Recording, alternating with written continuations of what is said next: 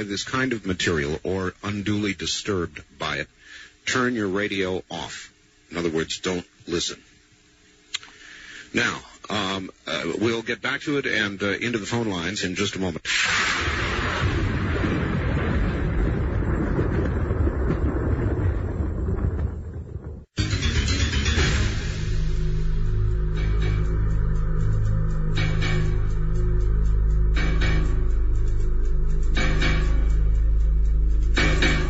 All right.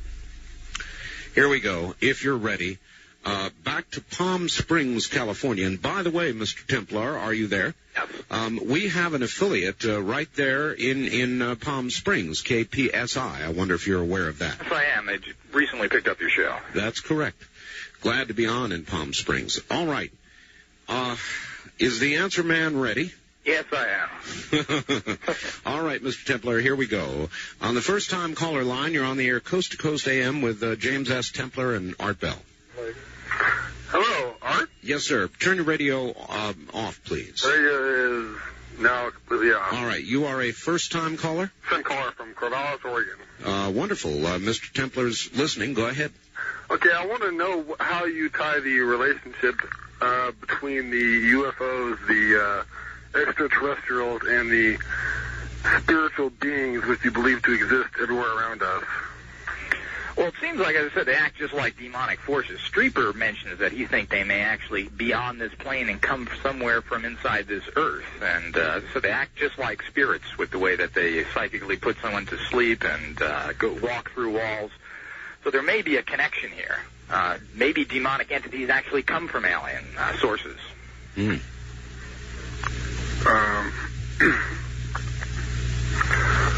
Okay.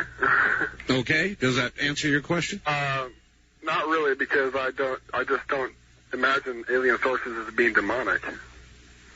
All right. I suppose then I would require of you an attempt, at least, to answer why. In other words, why is it not as possible they are as not?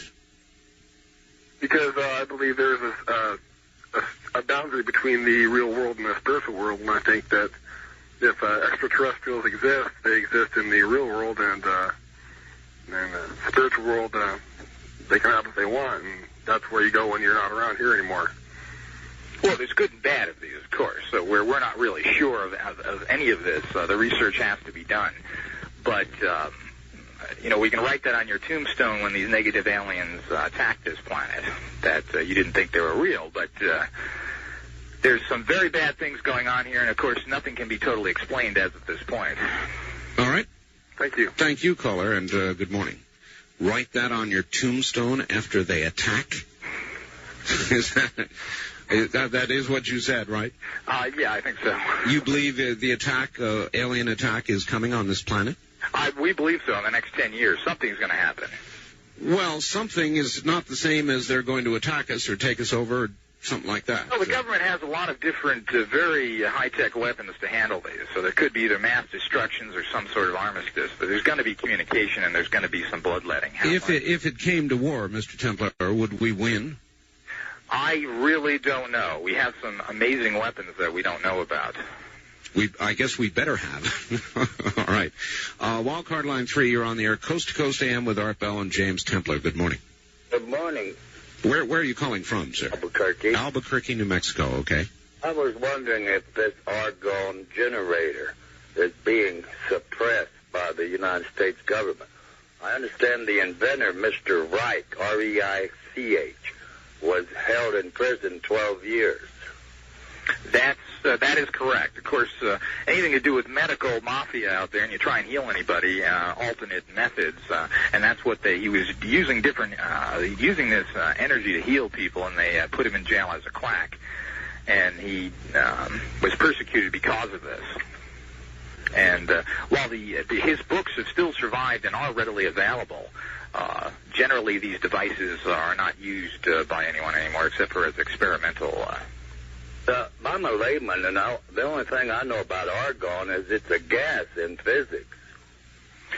Well, actually, it's an energy, and it's earth energies, and there's ways of. It's very simply. His devices are very simple. They're just steel in between a fabric, and you put these different layers of steel together, and it kind of holds this energy in, and so forth. Why would the government suppress it? Well, they suppress anything that upsets the normal. And, very good. Thank you. All right. Thank you very much for the call, Albuquerque. Why? In other words, if there is, for example, a magical machine or not so magical machine that will heal somebody of some disease the government otherwise can't deal with, why would they suppress it, Mr. Well, there are cures right now for all the diseases that are on this planet, and they've been doing. None of this stuff is overly new, and it's suppressed because there's very little money, and the people that have the power don't want to give money, if there is money to be made from someone else that has an alternative philosophy or a technique. Mm-hmm. It's like people don't want to convert from the oil cartels into solar energies and so forth, because the old carburetor, we bought it up and put it on the shelf theory, right? Basically, this has been true. People are either paid off or they're killed. Mm-hmm. Good morning, Line 1. You're on the air, Coast to Coast AM with Art Bell and James Templer. First of all, let me say good evening to your guest. I do have a problem. I'd have to say I disagree with about 50% of the things that you say. What fascinates me, though, is you believe that people have a set purpose in life. I'm fascinated that because if you look at U.S. history, it's fascinating that great people come at key times, such as Abraham Lincoln during the Civil War, great leaders we had during the put the Constitution together, Franklin Roosevelt. Do you believe that there are people... Excuse me, sir. That would be great people of both political persuasions. Mr. Templar, that is a fact, though. It gets into the whole question of destiny and so forth, and there are people that have specific destinies. Now, not everyone has a destiny, but there are specific individuals that do have destiny. There is a fate, and they are going to do that fate regardless. Are you saying that people do not have a set time to live and to die, that is not a set point? No, it isn't. But there are people, some people have a destiny. As I said, some people may have this set time, and that they come for a specific purpose. They have a specific purpose on this earth, and they are in pretty much their life, while there are many stops in between, has a certain outcome that will happen. But not everyone. Well, what you're saying, though, is that if it worked out that way, where you had, if you set it for some people and didn't set it for everyone, you'd basically have loose cannons. And it seems to me if it's set for some people, it would have to be set for everyone. Well, no, because there's only certain people that can do certain things. If everybody had this great goal in life to change the world, there would be billions of people trying to do things in conflict. All right. Thank you very much, caller. Mr. Templar, are our lives pre-scripted? Do we have free will, or do we just think we have free will? In other words, are we following some grand plan, and it's going to happen? It's just we don't know what's going to happen, so we think we've got free will, but we're really following some grand plan? Again, it's dependent upon the individual. Some people are just flow in the wind, and are taken by whatever comes along. Other ones are very much directed, and you're going to end up doing what you are directed to, whether you like it or not. So again, it's very individualistic. People have certain goals in life that they have to fulfill for certain reasons. That's really something to consider. All right, very good. Wildcard line 3, you're on the air, Coast to Coast AM with James Templar. Okay. Yes, turn your radio off, please. Okay. Off, sir. Hello? Hello? Yes, where are you calling from? Seattle. Seattle, Washington. Okay, go ahead. Yeah, did you ever, you familiar with the book by James Monroe, Out of the Body Journeys? I've heard of it, but you're talking astral travel in general is what you're talking about. Mm-hmm. Well, I just wanted to make an observation that he had several experiences of premonitions of the future and verified that a lot of them happened. One of them was he had this vision where he and his family were exiting a large city. He thought it was New York, and it was like a major exit, a whole bunch of people, and he said that he saw that the sky was like filled with these extraterrestrials that were like attacking the city. And it was a very interesting book. I just I just thought that I'd mention this, Well, all right. Let's see what he has to say. Are you at all familiar with the book? I've heard of the book. I've not read about it. I'm familiar with the writer. Now, seeing things in dreams and so forth is very, very common. I mean, you just mentioned one where you saw... I was fully conscious when that happened. And you can do it fully conscious also. It depends. Some people, most of the time, people see dreams, which is the typical way of doing it because they're in a consciousness state. But this is not unusual at all. And there's certain people under pressure situations in particular tend to dream of the future and get bits and pieces. It's very hard to put these together. When I said, Mr. Templar, that I really had this experience, I really had it. I have never felt it since, and I've never felt it before. But there was no question about it. I knew what was going to happen. In fact, I was being forced by something or somebody to pay attention. I'm forced. It was as though I could not control it. It came in waves. All right, to Seattle, Washington, on the first-time caller line. You're on the air. Good morning. Morning. An enjoyable show so far. Thank you. And to Mr. Templar, earlier you mentioned the possibility of a connection between some of these UFO aliens and esoteric beings that have been encountered. I was wondering if you were aware of Aleister Crowley's work with Enochian beings. Yes, I'm familiar with that text and so forth. He uses supposed to be angelic-type forces. Again, there's an intermixing here that can't be ignored, and we just have to further investigate it. Yes, well, Crowley once drew a picture of one of these Enochian beings that he summoned, and the picture looks just like the cover of Whitley Strieber's book, Communion. I've got to bust in here, if you don't mind, for the audience. What in the world are these beings, please? You've got to recall we all don't understand what you're talking about. Well, Enochian beings are a class of angelic being which could theoretically be contacted by using certain magical rituals in a magical language that was discovered by John Dee, an Elizabethan magician. Do you mean angels? Yes, they are. They're a type of angels, some are. Yes, but Aleister Crowley, who was a magician in the early part of the 20th century, drew pictures of these beings that he summoned, and they look just like these gray aliens that everyone is reporting that are doing the abductions. There's a lot of pictures and drawings of demons that have come to people over the years that look very similar to these alien beings. This is the connection that has never been really discussed before, and it's fascinating. Thank you very much, caller. Thank you. And good morning. James, when all is said and done, and all of this is over, and we finally know the truth someday, would it be your best guess that we're going to say, we thought these were human souls from beyond. They're not. It's aliens. Or do you think we will finally discount the alien aspect of it and say, what a foolish thought, we're the only ones here, and in fact, this is all manifestations of human souls? I tend to think that these are forces from outside of this planet. You do? And that's after having investigated quite some number of these things, I take it. Yes. It tends to seem like if these entities are here, that they did not originate from this plane. In dealing with everything that you've dealt with, Mr. Templar, what would you say would be the moment that most frightened you? Well, when you come face to face with a demonic entity, this is very scary. You're not equipped in any of your life to how to really deal with these. I mean, you have old texts and techniques that have been told to you, but you really don't know if these are going to work and they're going to literally rip you apart. What do they do? I mean, do they split pea soup at you, or do they burn you, or do they?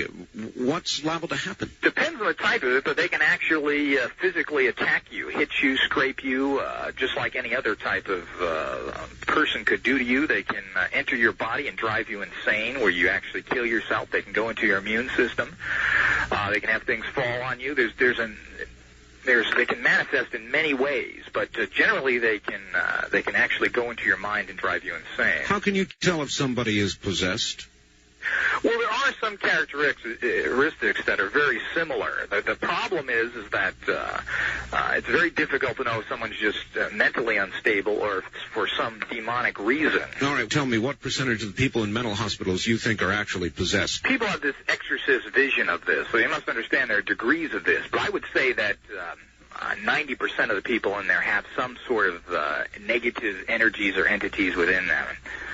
And that's because if you indulge in drugs, alcohol, promiscuous sex, and so forth, you tend to draw in negative energies, and these pierce you to certain degrees and enter your consciousness, and they can rule you or not. On the facts that you sent me in the small print at the top left, one of the things that you deal in apparently is something called sexual sorcery. What is that? Well, sex in general has been used for many hundreds of years, and it's well known in India and so forth, is actually channeling. You're channeling your sexual energies for a materialistic or practical purpose, and you have all these energies running around. Sex is a very powerful energy, and you can actually use this energy and project it for a material goal. All right, let me try it from this point of view. Can you get me Connie Chung? I can see. If you know Connie Chung, you can affect her. If you don't know her, you can't bring in Madonna or win the lottery. You know, these are the type of things that is the whole fallacy going around about magic. Well, give Madonna to somebody else. All right, very good. Back to the telephones quickly. Good morning. You're on the air with James Templar in Las Vegas. Thank you, Mr. Bell. Mr. Templar, do you think that the world government is perhaps corroborating with the aliens and using mind-altering drugs, supercomputers, cathode rays, sound emitters, and other existing technology to shape the world views? Well, they are definitely communicating with the aliens. How much manipulating is going on, I really don't know. But there is a lot of manipulating going on, period. How much of these actual technologies you're talking about are being used, there tends to be everything going on. But to what extent, I have really no idea. Yeah, I was kind of curious about that. Thank you. Thank you very much for the... Oh, caller, where are you calling from? Oh, Reno, Nevada. Reno, and KOH, our affiliate KOH in Reno. All right. Well, you're an interesting person, Mr. Templar. How long have you been studying all of this? Well, I've been studying this for about 20 years myself. And, of course, I'm in communication with people all around the world that are feeding me information. And Why? Why did you begin to study it? Again, this tends to, I think it's a destiny factor. I think it's just what I was supposed to do, and I was just led into it. It's fascinating, and we've depowered ourselves so much in this society that this is one way of bringing back the power to you. But you must have had some brush with it or some exposure to all this that led you into it. Well, I've had a lot of precognitions and a lot of psychic visions and so forth, particularly during sleep cycles. And is your own psychic power strong, Mr. Templar? Yes, I'm what you call an adept at magic, and I'm not a psychic, as you would call it, but I know how to direct powers and how to manipulate them. So you are adept at magic. That's the way you'd put it. Yes. But even using all that adeptness, you cannot get me Connie Chung. No, again, it's out of your sphere of influence. Yeah, all right. Hold on just 1 second. This is Premier Networks. That was Art Bell hosting Coast to Coast AM on this Somewhere in Time.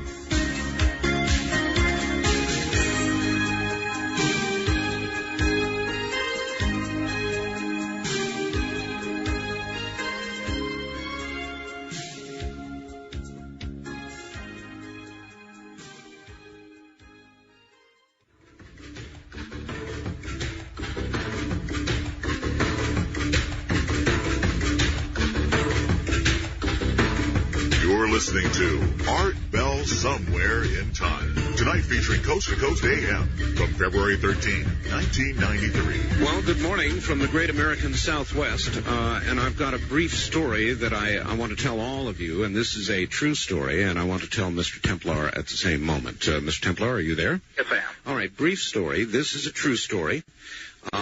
There is a person who called one of our network executives the other day, deadly serious, literate, not a nutcase, said, I have been listening to Art Bell for the last 7 years. The man doing that radio show right now is not Art Bell. And he was very, very serious, according to this network exec. And the executive asked, well, is it that his opinions have changed? And he said, well, no. Well, has his voice changed? Well, no. So in every way that he was able to ask, he'd never seen a picture of me, so he couldn't do anything with that. But he was convinced, certain, absolutely certain that it was not and is not me. Well, maybe the aliens have made a clone of you, Art, and they're standing in for you. But, this is the kind of nonsense, obvious, that is perpetrated out there. Now, these are just silly, and this is the kind of debunking we like to do also. Of those things that you have investigated, claims of ghosts, witchcraft, sorcery, magic, people who have claimed to have psychic powers and so forth, what percentage over all these years have you found to be a bunch of absolute baloney?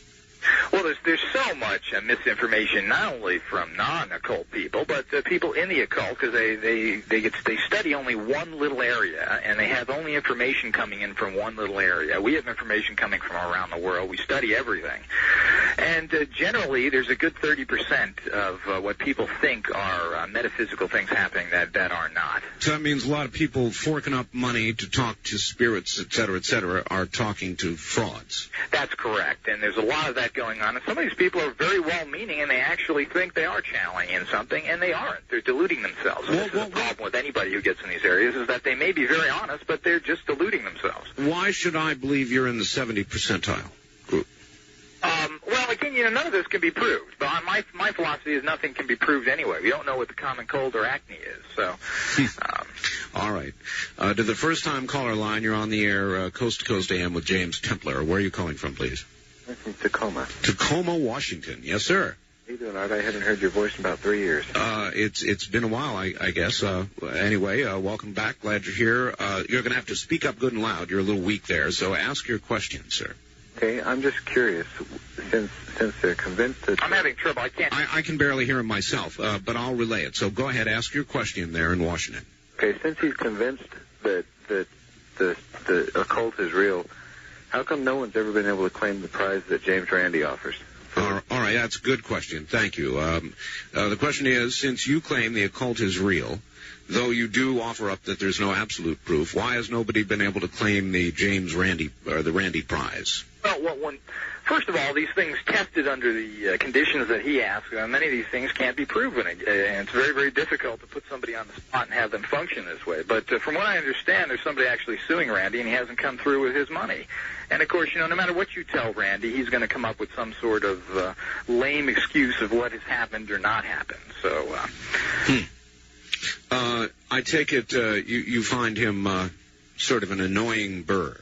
Well, he doesn't believe in anything, and I think he's living in his own little capsule. Have you ever considered throwing a little negative energy or, well, I guess I better not ask that. Line 2, you're on the air, Coast to Coast AM with James Templar.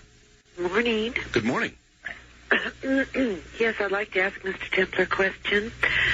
And, Mr. Templar, you said that nothing can be proven for sure. Is that correct?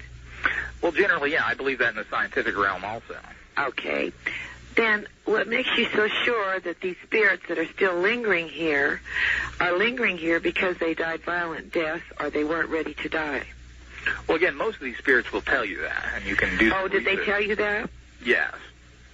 You can do research of what happened. You can get physical appearances of people that actually lived in those houses and research back. And there are communicative levels that you actually communicate with them. Oh, I see. You can just ask them these questions and they answer them. Uh-huh. Okay. And these angels you call on, that you're able to call on, they're not heavenly angels, are they?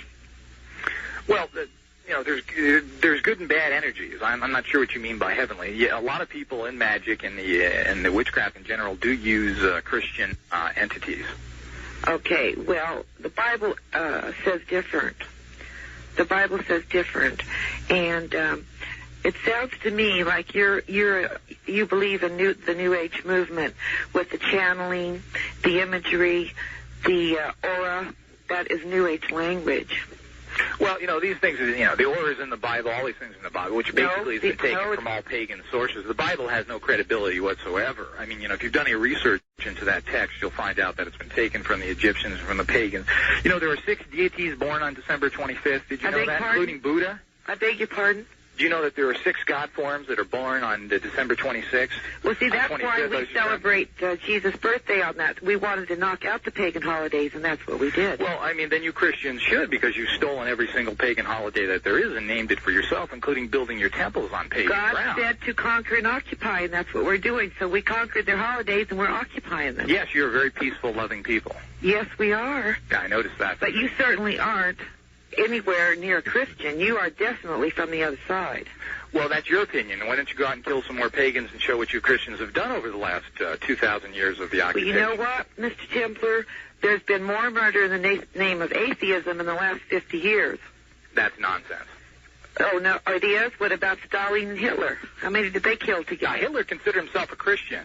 No, he didn't. Yes, he did. He certainly did. He considered himself getting the Holy Grail and everything else was hooked up to Christianity. Anybody can say that. I could say that I'm the Queen of Sheba. That doesn't make me the Queen of Sheba. Well, you know, the bottom line with any thought form or any you're in the belief you New have, Age movement. I'd heard you mention God, imagery, aura, reincarnation, and what you people do in the New Age movement is try to mesh that together with Christianity. No, I don't think people should deal with Christianity at all. I beg your pardon? I don't think people should deal with Christianity at all. It's infected But people. you did mention you believed in God. I believe in a God form, yes. A God form. See, okay, then, but you do try to... Actually, ma'am, I believe I asked him earlier if he believed in a creator, and he said yes. Oh, who does he think the creator is? Good question. What about it, Mr. Templar? Well, it isn't a 2,000-year-old belief system. I mean, some of these belief systems go back to Atlantis and 50,000 years. I mean, it's a little new religion that it only is a really small part of the You're not answering the population. I'm waiting too. Who is the creator, Mr. Templar? Well, it's an energy. It's a force that no one really ultimately knows what these are. The creator is. I don't have names for it. I think it's kind of silly that a human can actually think that they can. On the subject. Well, to think a human can understand what a creator is and exactly how it works, I think is quite silly. All right, ma'am, I'm going to stop it right there, but you've been a good call. Thank you. Okay. Right. Well, there you go. There's your first, Mr. Templar. Fascinating.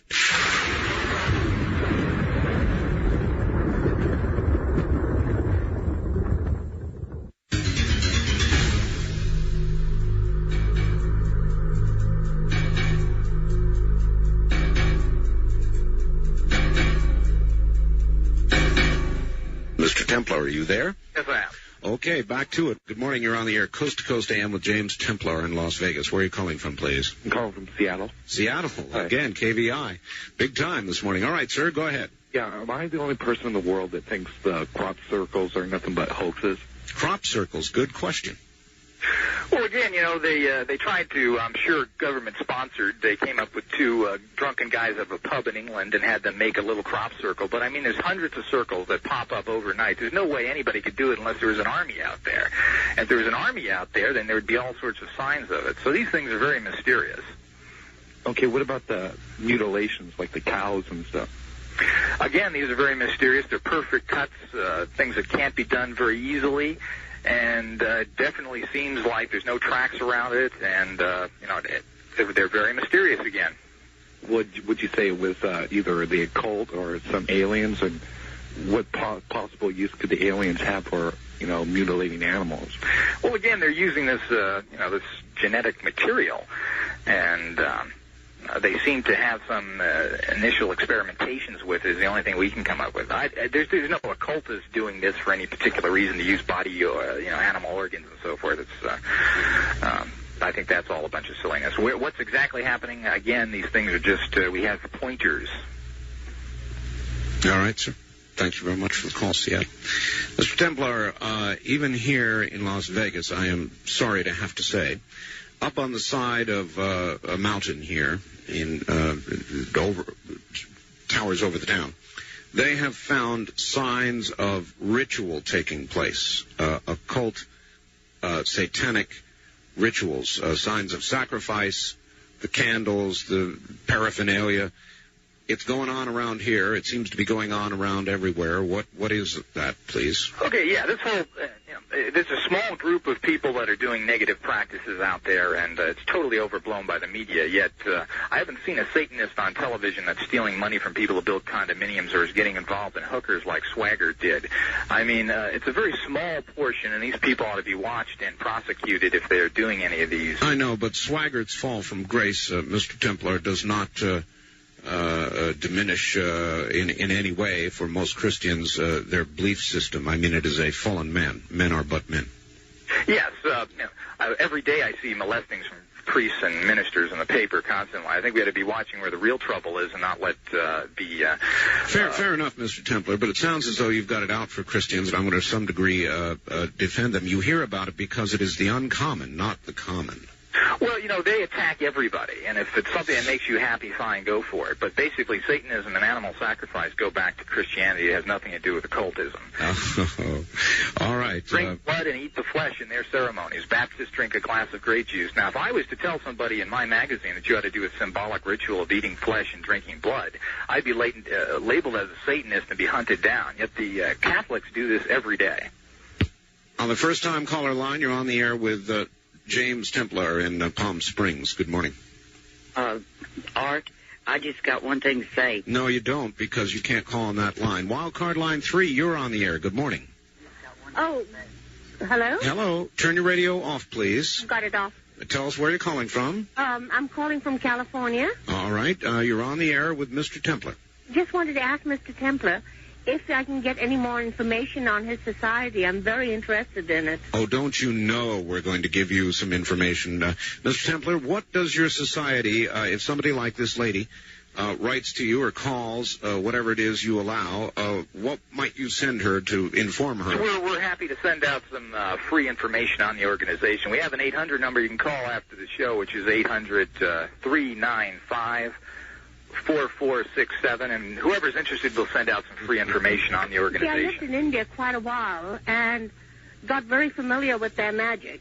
When is that phone line open, please, Mr. Templar? That'll be open right after the show, whenever I'm assuming after 6 o'clock. I mean, is it normally open 24 hours? Or? Yes, there's a tape on there, and the normal times generally anytime after the best bet. We'll call you back if you leave a message. All right. Well, there you go, ma'am. And you were mentioning India. Go ahead, please. So while I was in India, I saw some instance of their magic, and I am a firm believer in it. And I've been trying to get information wherever I go. At one time, my life was saved through something like this. I was in danger, and my father and a guest staying with us and our night security men heard me screaming for help when I hadn't screamed at all. I wasn't even aware I was in danger. Uh-huh. What we're saying is that there's all sorts of mysterious powers out there, and to overlook them that could possibly be some help for yourself or for society, it is foolish. We need, at this time when society is in such decay, we need to look for alternatives and use them. And these things have been around for a long time, and they shouldn't be ignored. And, you were talking about magic can kill. We saw an incident of it, a perfectly healthy man killed by magic. In what manner, please, ma'am? Showed up at our house one day and asked my father to take care of his wife and children because he was going to die. And my father says, look, you're a perfectly healthy 32-year-old. And he says, Saib, you don't understand. He says, I have been wished to death. So we sent him to the hospital. We had physical done. We had him hypnotized. We did everything. On the day he said he was going to die, he sat down in the middle of the road and said, my time has come, and he was dead. Well, did a truck hit him? No, nothing. He died, just died. So we asked his relatives if we could have an autopsy done. There was no reason at all for this man to die.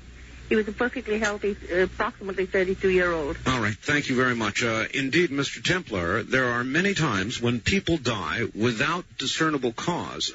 Many times, even despite an autopsy, they are simply unable to discover the cause of death. Have a lot of those people been killed by magic? Well, I don't know if a lot have. It's not easy to kill somebody with magic. Let's get that right off. It does happen, but it's not something that is easily obtained or easily done. So again, we really don't know how many of these actually happen. There's some very mysterious deaths, and there's things that have been linked to people being, quote, cursed. All right. I joke about it, have joked about it on the show, but suppose a whole bunch of people with great psychic power were to get together and try and figure out a way to psychically burst a blood vessel in the temple of Saddam Hussein. Could that be done? Again, yes, generally here. The problem is a sphere of influence problem here again, because if you can do that as a group, you're changing the entire planet, and there are spirit guides that won't allow this to happen. All right. First-time caller line, you're on the air with James Templar in Las Vegas. Hi. Hi, how you doing? Fine. Where are you calling from, please? Tucson, Arizona. Okay, we don't have a lot of time here, but go ahead. What is your question? Perhaps just listening to your program, we would both agree that there's good and there's evil. Now, is there a possibility there's good aliens and bad aliens? All right, that's a good question, Mr. Templar. The answer to that? There's definitely good aliens. The problem is they don't seem to be too interested in helping us. So that's the only problem that I can see. So the good aliens then are more or less indifferent to the human plight? Well, they seem to have this Star Trek mentality, is what I call it, is they don't want to really interfere. The philosophy is that ultimately when push comes to shove, they will come to our aid. Wildcard Line 3, you're on the air in Las Vegas with Mr. Templar. Yes, I hope to be intelligent when I say this. I'm a Christian, and... You mean you want to try to hold your temper? No, not at all. I just want to come across as intelligent. Okay, good. Well, take a deep breath. Tell us where you're calling from. Marin County. All right, let her rip. Basically, I would say that if what you're saying is true, then Jesus came and died for nothing, and the Bible's a waste of time, and that we should all just, chuck it in and go fishing. The Bible tells us that we should test the spirits, and any spirit that denies that Jesus came in the flesh is not from God. I used to be a believer in what you are talking about now, and I found that as a Christian there are things called familiar spirits, and what they do is they imitate and act like people that have passed away, and the whole point is for them to deceive people like you into believing that they're somehow subject to you, and somehow that you can do some good. All right, caller, hold it right there. Mr. Templar, is it possible, indeed, that you have been deceived, that what this caller believes is correct, and one day in the end you're going to find out that he's exactly correct? Do you acknowledge that as a possibility, or are you surely certain that it is not so? I think that's probably is ridiculous. Probably. I think more people are deceived on the other side. If Christianity works for you, fine. Just don't force it down other people's throat and persecute them. But you do acknowledge that he could be right. No, I don't really acknowledge that. Again, if you've done any kind of research on the Bible, you really find where it's come from and how it's pieced together, etc. If it works for you, fine. Any comments, caller? Yeah, I would simply say that who was Jesus, and if he wasn't who he says he was, then he was an incredibly stupid and deluded man. And why do people who are not Christians consider him to be a wise and great man? Thank you. Who was Jesus, Mr. Templar? Well, again, I don't believe there was a Jesus. The Jewish writers of that time never mentioned Jesus. I believe there's only one comment of a quote, Jesus-type person by the Romans who kept excellent documentation. So there doesn't really seem to be much evidence involved in any of this. Why would you, with what documentation does exist, which many would claim is substantial, of the presence on earth of Jesus, consider that less likely than many of the things that you have investigated that, in fact, have much less documentation to support them? Well, Christianity only was used and propagated by the sword. They murdered people if you didn't believe in them, millions, and that speaks for itself. People weren't converted from quote paganism because they wanted to. They were converted by the sword. Mr. Templar, if I'll tell you what, I want to talk a little bit about witchcraft. The trip back in time continues with Art Bell hosting Coast to Coast AM. More Somewhere in Time coming up.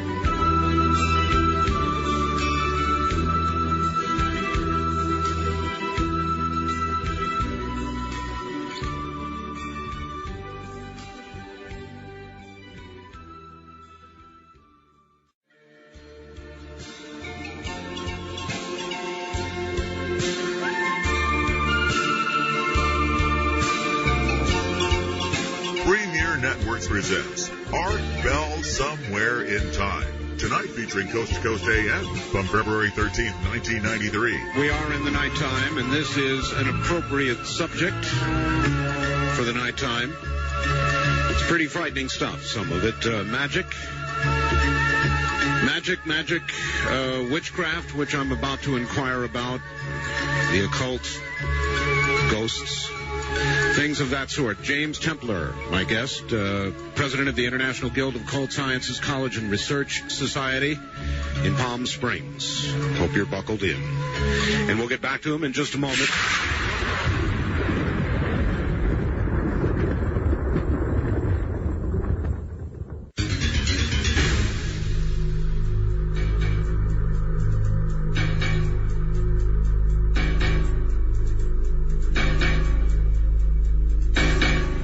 And now, back to James Templar. And are you there, James? Yes, I am. Okay, your public awaits. Some of them with little knives and guns. Yes, James. Remember, folks, our first-time caller line / east of the Mississippi River line is area code 702-385-7213. And good morning on that line. You're on the air. I am? Yes, you are. Where are you calling from? Seattle. Seattle. All right. Well, you're on the air with Mr. Templar. Go ahead. Just kind of caught me by surprise I got on so fast. Well, you have to imagine, sir, when you dial, you might get on. Okay. Well, I just wanted to know his view on Carlos Castaneda's books. I think he's an excellent writer, and he gives you an excellent insight into the magical tradition of Mexico, and I believe the ancient Aztecs. He gets into some of that. They are fascinating books, and it gives you a whole insight into that's really shamanism. Mm-hmm. All right, caller. Thank you. Thank you. You got in quickly because that's our first-time caller line, and you can only call it one time, and then, of course, you've got to shift over and become a second-time caller and go in the mix. But when you call that line, folks, you can get on rather quickly sometimes. Area code 702-385-7213. Let it ring until we answer. Wildcard line 3, you're on the air in Las Vegas. Good morning. Oh, hello, Mr. Art Bell. Hi there. This is from Barstow, California. Barstow, all right. The Barstow Triangle. Yes, indeed. Yes, I was just interested in about dreams, if Mr. Templar, has, I know he has some kind of understanding with these dreams. I'm just curious to know, because I had a few dreams, especially he mentioned about this book about the man, there's something going on, the mass exodus in New York City. Uh-huh. And I had a dream like that a few months ago that I was driving over the Verrazano Bridge, and I discovered this crazy. While I was going in, there was millions of people coming out, and I didn't know what the heck was going on. And this brings back the memory, I said, that's weird, Uh-huh. And then I had another dream one time before this earthquake in 7.6 we had here, and about 3 weeks before that, I dreamt that there was a big earthquake here. I looked out the window, and I seen everything crumbling down, and my house wasn't going down. It was really weird. It was a dream. And then this actually happened, but thank God there was no damage here, Uh-huh. So I was just curious to know if there's any kind of connection with dreams. All right, I have a question for you, caller, just before he answers. If you were to dream tomorrow that there was a gigantic earthquake and you saw yourself being killed, what would you do?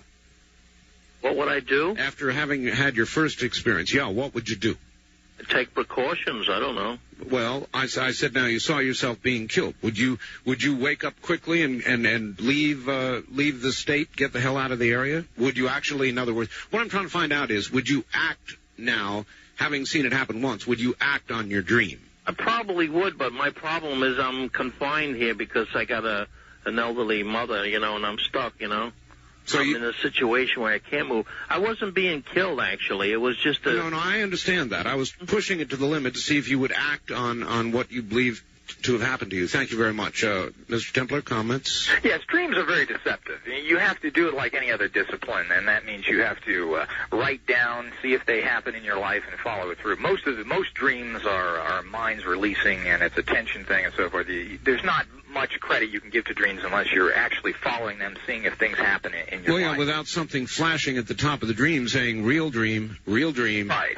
how's one to discern the difference? I guess just practice? You can't discern the difference. The idea is there are techniques. We have a lot of different courses on all sorts of different things that you can tell yourself. You have to have a pen and pencil by your bed and tell yourself subconsciously when you're going to sleep that you're going to remember your dream. And as soon as you have it, and if you wake up, you should write it down, make a whole little book out of it, and see exactly if it's just your mind or there actually is something coming through. When I was a kid, I was convinced when my dad would turn the light off that there were, of course, like other kids, monsters in the closet, monsters under my bed, and you're telling me in a way there are monsters.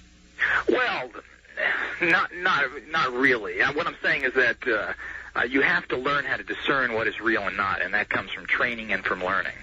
There's a lot of popular literature out about monsters, evil creatures, genetic mutants, things from other planets that chew up, defile human beings, cut them up, rip them to shreds, that sort of thing. Do you think such a beast exists? Well, there's demonic forces, and some very rarely do they come through and they actually physically hurt people. But, I mean, these are very rare instances. It does happen, though? It does on rare instances that there are actual physical ramifications. All right. Good morning. First-time caller line. You're on the air in Las Vegas with James Templer. Yes, I had a question for him. All right. Where are you calling from? Seattle. Seattle. Another right. KVI. All right. Actually, I was wondering if these aliens are watching, how does Mr. Templer think that they will announce themselves to the quote-unquote human race? Oh, that's a good question. Yes, Mr. Templer, indeed. Thank you, caller. What form do you expect eventual contact, say, within 10 years to take? Well, I mean, they're in contact with the government already to a large extent. In terms of how the regular populace will hear of them, I think it's just going to happen one day. They're just going to announce that they've been here, and the government's going to come out and say that we've known this for a long time, but now we have to because there's some major problem that may happen here. I suppose somebody will dub it Spacegate. Wildcard line 3, you're on the air, Coast to Coast AM with Art Bell and James Templer. Good morning. Good morning, Art. Hi, where are you calling from, please? Salt Lake. Salt Lake City, KTKK. Yes, you have a question? Yeah, I've got two quick ones real fast. All right, I'm going to relay this because I doubt he can hear you. You're not very strong, sir. Go ahead. Okay. The first one I wanted to ask him to go on about here once I get off the phone is his studies on what he's doing and how it relates to the martial arts. I believe that was mentioned during the introduction. No. And second of all, I wanted to ask him a little bit about what I call preemies or premonitions. When you don't, it's hard to explain, and maybe he can get it better or explain it better than I can. When you get it, you know something's going to happen, but it's not a little voice that tells you, and it's not. It's one of those things that are kind of hard to happen, but if you become accustomed to them and act on them, a lot of times, I'd say 90% of the time, these things actually happen. All right, sir, we're going to have to hold it there, and I'm going to enlarge. We'll take his last one first. People, Mr. Templer, who have learned to act on their intuition, if you want to call it that, or premonition, if you want to call it that, they've learned to cultivate it and act on it. Are these the people in this world, Mr. Templer, who are successful and generally excel or are seen to be unreasonably lucky and excel? Very, very much so. And if you notice, if you read any type of literature and people are real successful investors and so forth, they tend to have this little voice talking to them, telling them to do this or do that. And they feel a common thing is the gut reaction. I feel it in my gut. And most very successful people have put a heavy amount of emphasis on these areas of their lives. And we all have this. How many times have we reached for the phone and it rings? Or, the stories are just endless of people that feel a relative dying. Yeah, it goes both ways. Not only in terms of the choices. Life is nothing but a constant stream of choices, left road or right road. Which way do I go? So it's not just that, but it's also the negative. A lot of people will have bells ringing in their brain all over the place when they're walking into an area that's going to be trouble for them. Isn't that correct? That is correct, and a lot of people have saved their lives like that. How many times have you went into a place, whether it's a store or you're walking in a place in the dark, and you feel real negative energies from it? Oh, yes. Real bad. Oh, yes. And these are the warning signals that you get from your mind telling you something is going to happen. How many times have you go out and you lost your keys to your car, and it takes you 2 minutes to find it, and then all of a sudden you're driving down the road and there's an accident there that happened 2 minutes ago? These are all the type of psychic tools that are not scary. They're not anything great occult or hooked up into weird areas. These are forces that you should learn how to use so you can better your life. Mr. Templar, I actually do that, and unfortunately, though, I must admit that more times than not, I've been in a position of saying, damn it, you know, I knew this was wrong. I knew I shouldn't have done this. I had the feeling, but like an idiot, I went ahead anyway. So you're kicking yourself around. Well, if you do some basic little psychic trainings, these type of messages will probably be effective to you 80% of the time. They could save your life. All right, indeed. Line 2, you're on the air in Las Vegas with James Templar and Art Bell. Good morning. Good morning. Well, in the book of Revelation, it says that there was war in heaven, and Michael and his angels fought against the dragon and his angels.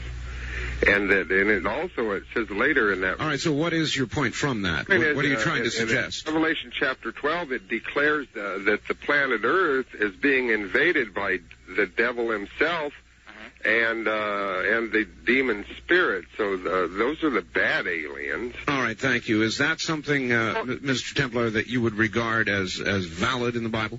Well, you know, again, most of these stories are taken from other places, and there is some validity to that. I mean, it does. You must remember, these are written in ancient times. They wouldn't describe. Mr. Templar, wait a sec. You're finding convenient in the Bible, and naming is why there's something to that, you say, where it seems to support your case, but where it doesn't, you scoff.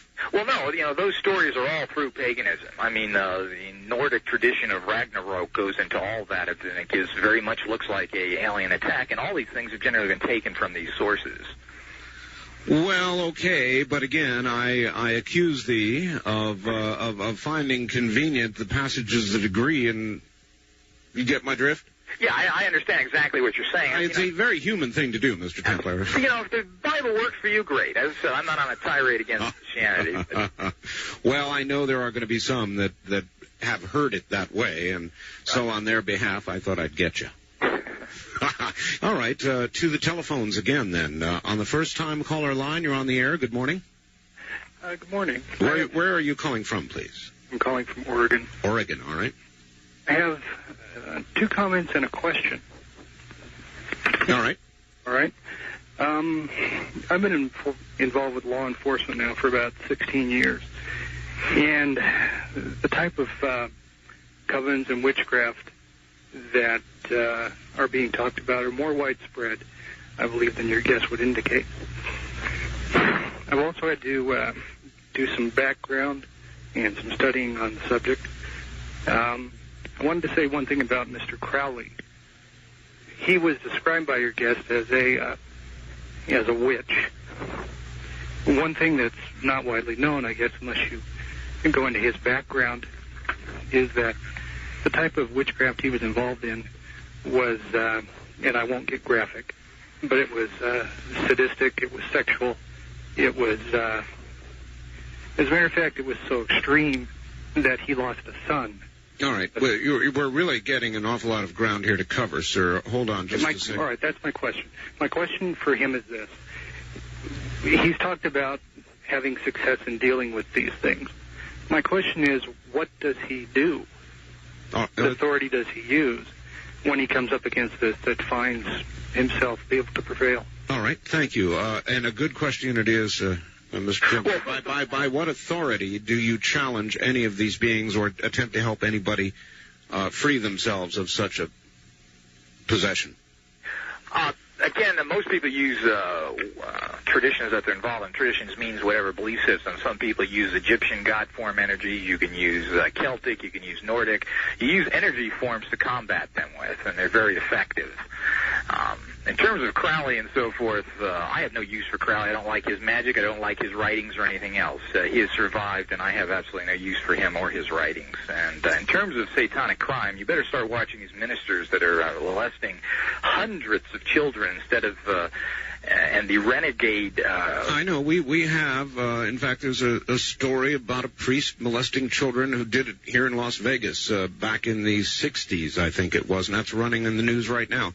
So it does happen, but again, in defense of them, the priesthood, that is, there are very few that do it, and when they do, it's a great big story. As far as I'm aware, there's never been one Satanist brought to trial that has been convicted of killing babies, doing all these things you hear about. You know, the Christians did this to the Jews initially, and they accused them of being baby killers and everything else. And quite frankly, law enforcement is so ignorant in this field that they can't really judge one thing from another. And so you're saying really means nothing. You're saying they see it then where it doesn't exist, or they imagine it where it does not exist? They see a little symbol and they don't really know what it means. You know, just like last night you were talking about the swastika and everything else, and that's a perverted symbol that the American Indians have used. They use it in Tibet and everything else. Well, certainly, but no matter who used it well or drew it well, the Nazis ruined it. And I'd like to say we are watching. We find anybody involved in these practices. We do all we can to stop these people. We have no use for anybody doing that. We find animals extremely sacred, and actually I feel they're higher species than the humans. And if we catch anybody doing this, and we disseminate quality information, I don't, as we said, Crowley's... I understand. Listen, if this were a few hundred years ago and we were in New England, would we be hearing about you getting warm toes soon? I'm sure it would. I mean, it killed enough of people, millions. All right. Line 3, you're on the air. Good morning. Morning. I'd like to ask Mr. Templer, as a second-generation abductee, I'd like to know what a connection could be with, let's say, the little grays or small beings. You're saying you have been abducted, or are you simply the offspring of someone who has? Oh, I have been abducted. You have been. As in my parents also have. But what I'd like to know is with some more or less positive abductions, there's also some very, very negative ones. And I'd like to know if the entity that comes in while you're sleeping periodically and would attack you, pull off covers and do, sexually attack you. Are these also the Greys? Does he have any idea? Were you attacked in this manner? Yes, I was. Sexually attacked? Yes. Now, that's a pure demonic attack. That really has no connection to the aliens, unless they're intertwined, which is what we're investigating. But that's a very typical demonic attack. It is, huh? That's bad news. I didn't really want to hear that. I understand. Because the Greys came a lot, but then right in the middle, within like a week's time, this other thing came, and I couldn't imagine. Well, don't feel helpless, and don't let a lot of these Greys come in because they manipulate you, and you've got to let them in. You fight these things. People are scared. Learn to get up your courage and fight these things. And the same thing with the demons. There are ways of fighting these entities, and that's part of the message I'm trying to put out. Don't feel hopeless like all these UFO shows. You feel like you want to go out and commit suicide. The idea is to challenge these things and to let them know that you're not going to be a pushover. Okay, well, lately I have been doing that in the last couple of years, and I haven't been bothered. My kids haven't been bothered. I've stood up for it. And they're cowards, and they don't like to be confronted, and they're not set up for battle, these Greys. They're like all sneak thieves. The minute they find any kind of resistance, they tend to run for the hills. I've noticed that. Okay. All right, ma'am. Thank you very much for the call, and keep the covers up there around your chin. I will. Yeah, all right. Mr. Templer, fascinating. I saw a movie recently, which I've got in my collection. I collect movies, which was entitled The Entity. And as I recall, it was a supposed true story, or taken from events that were purported to be true, and it involved the sexual attack, the repeated sexual attack of a woman. It was very convincing. I believe at the end of the movie it suggested, though now infrequent, these attacks continue to this very day. And it said where she was living. I think it may have been Arizona or something. What do you know about that? This is common. This is not a isolated incident. There are many of these demonic entities that draw their energy through sexual contact, and it's not unusual. Again, if she knew where to go, those problems can be solved. Wow. hold on just one moment. We'll be right back in this continuing saga. Isn't this some morning? Isn't this some morning? We'll get back to it in just a moment. My guest is James Templar. This is Premier Networks. That was Art Bell hosting Coast to Coast AM on this Somewhere in Time.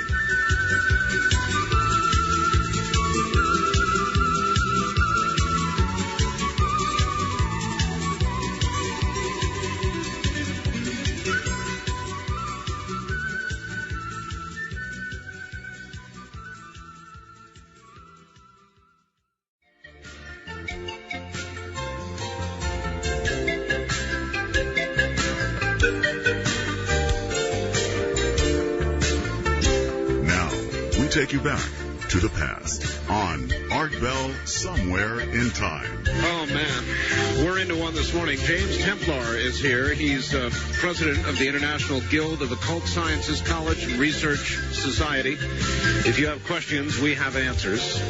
Mr. Templar, are you there? Yes, I am. Are you a witch? Well, I don't consider myself a witch. Most people don't understand what people that are called witch. Most witches are from the Wicca tradition, which is a pagan religion. It's a pagan religion with magical overtones. Basically, it's a religion, and they use some magical techniques. A pure witch would use magic techniques, and I consider myself, I use different magical techniques, but I really don't have a term for myself. How about warlock? Well, a warlock is a negative term. It generally means a liar or deceiver. It's one of those words that they perverted like sorcery to mean different things. Sorcery, if you look it up in Webster's, means calling up demons. All it is a French word that means spell. You know. All right, here we go again. First-time caller line. You're on the air with James Templar and Art Bell in Las Vegas. Good morning. Yes, good morning. This is Patty O'Neill calling from Ogden, Utah. Yes, hi, Patty. Hi, I just want to make a comment. I have to agree with Mr. Templar. I am not a Christian. I went to Egypt. I was married in Egypt. And I think you have to look at the fact that it has to do with cultural chauvinism, and it has to do with European and Anglo people forcing their particular philosophy on people of color all over the world. And that's the comment that I want to make, and that Americans need to do much more reading in terms of history of their country and other people's country, also in terms of religion.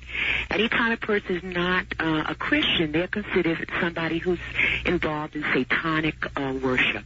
And these religions have been in existence many thousands of years before Christianity. Do you believe in magic, ma'am? Yes, I believe that it's possible, and I believe that there's good and that there is evil. But I believe that there's good and evil in the human heart, and I believe that racism and sexism and class elitism are things that we need to deal with if we're going to deal with anything. Not to say that other things do not exist. All right, very good. Thank you. What about that, Mr. Templar? Racism, sexism, those sorts of things sourced in the human being, influenced by what?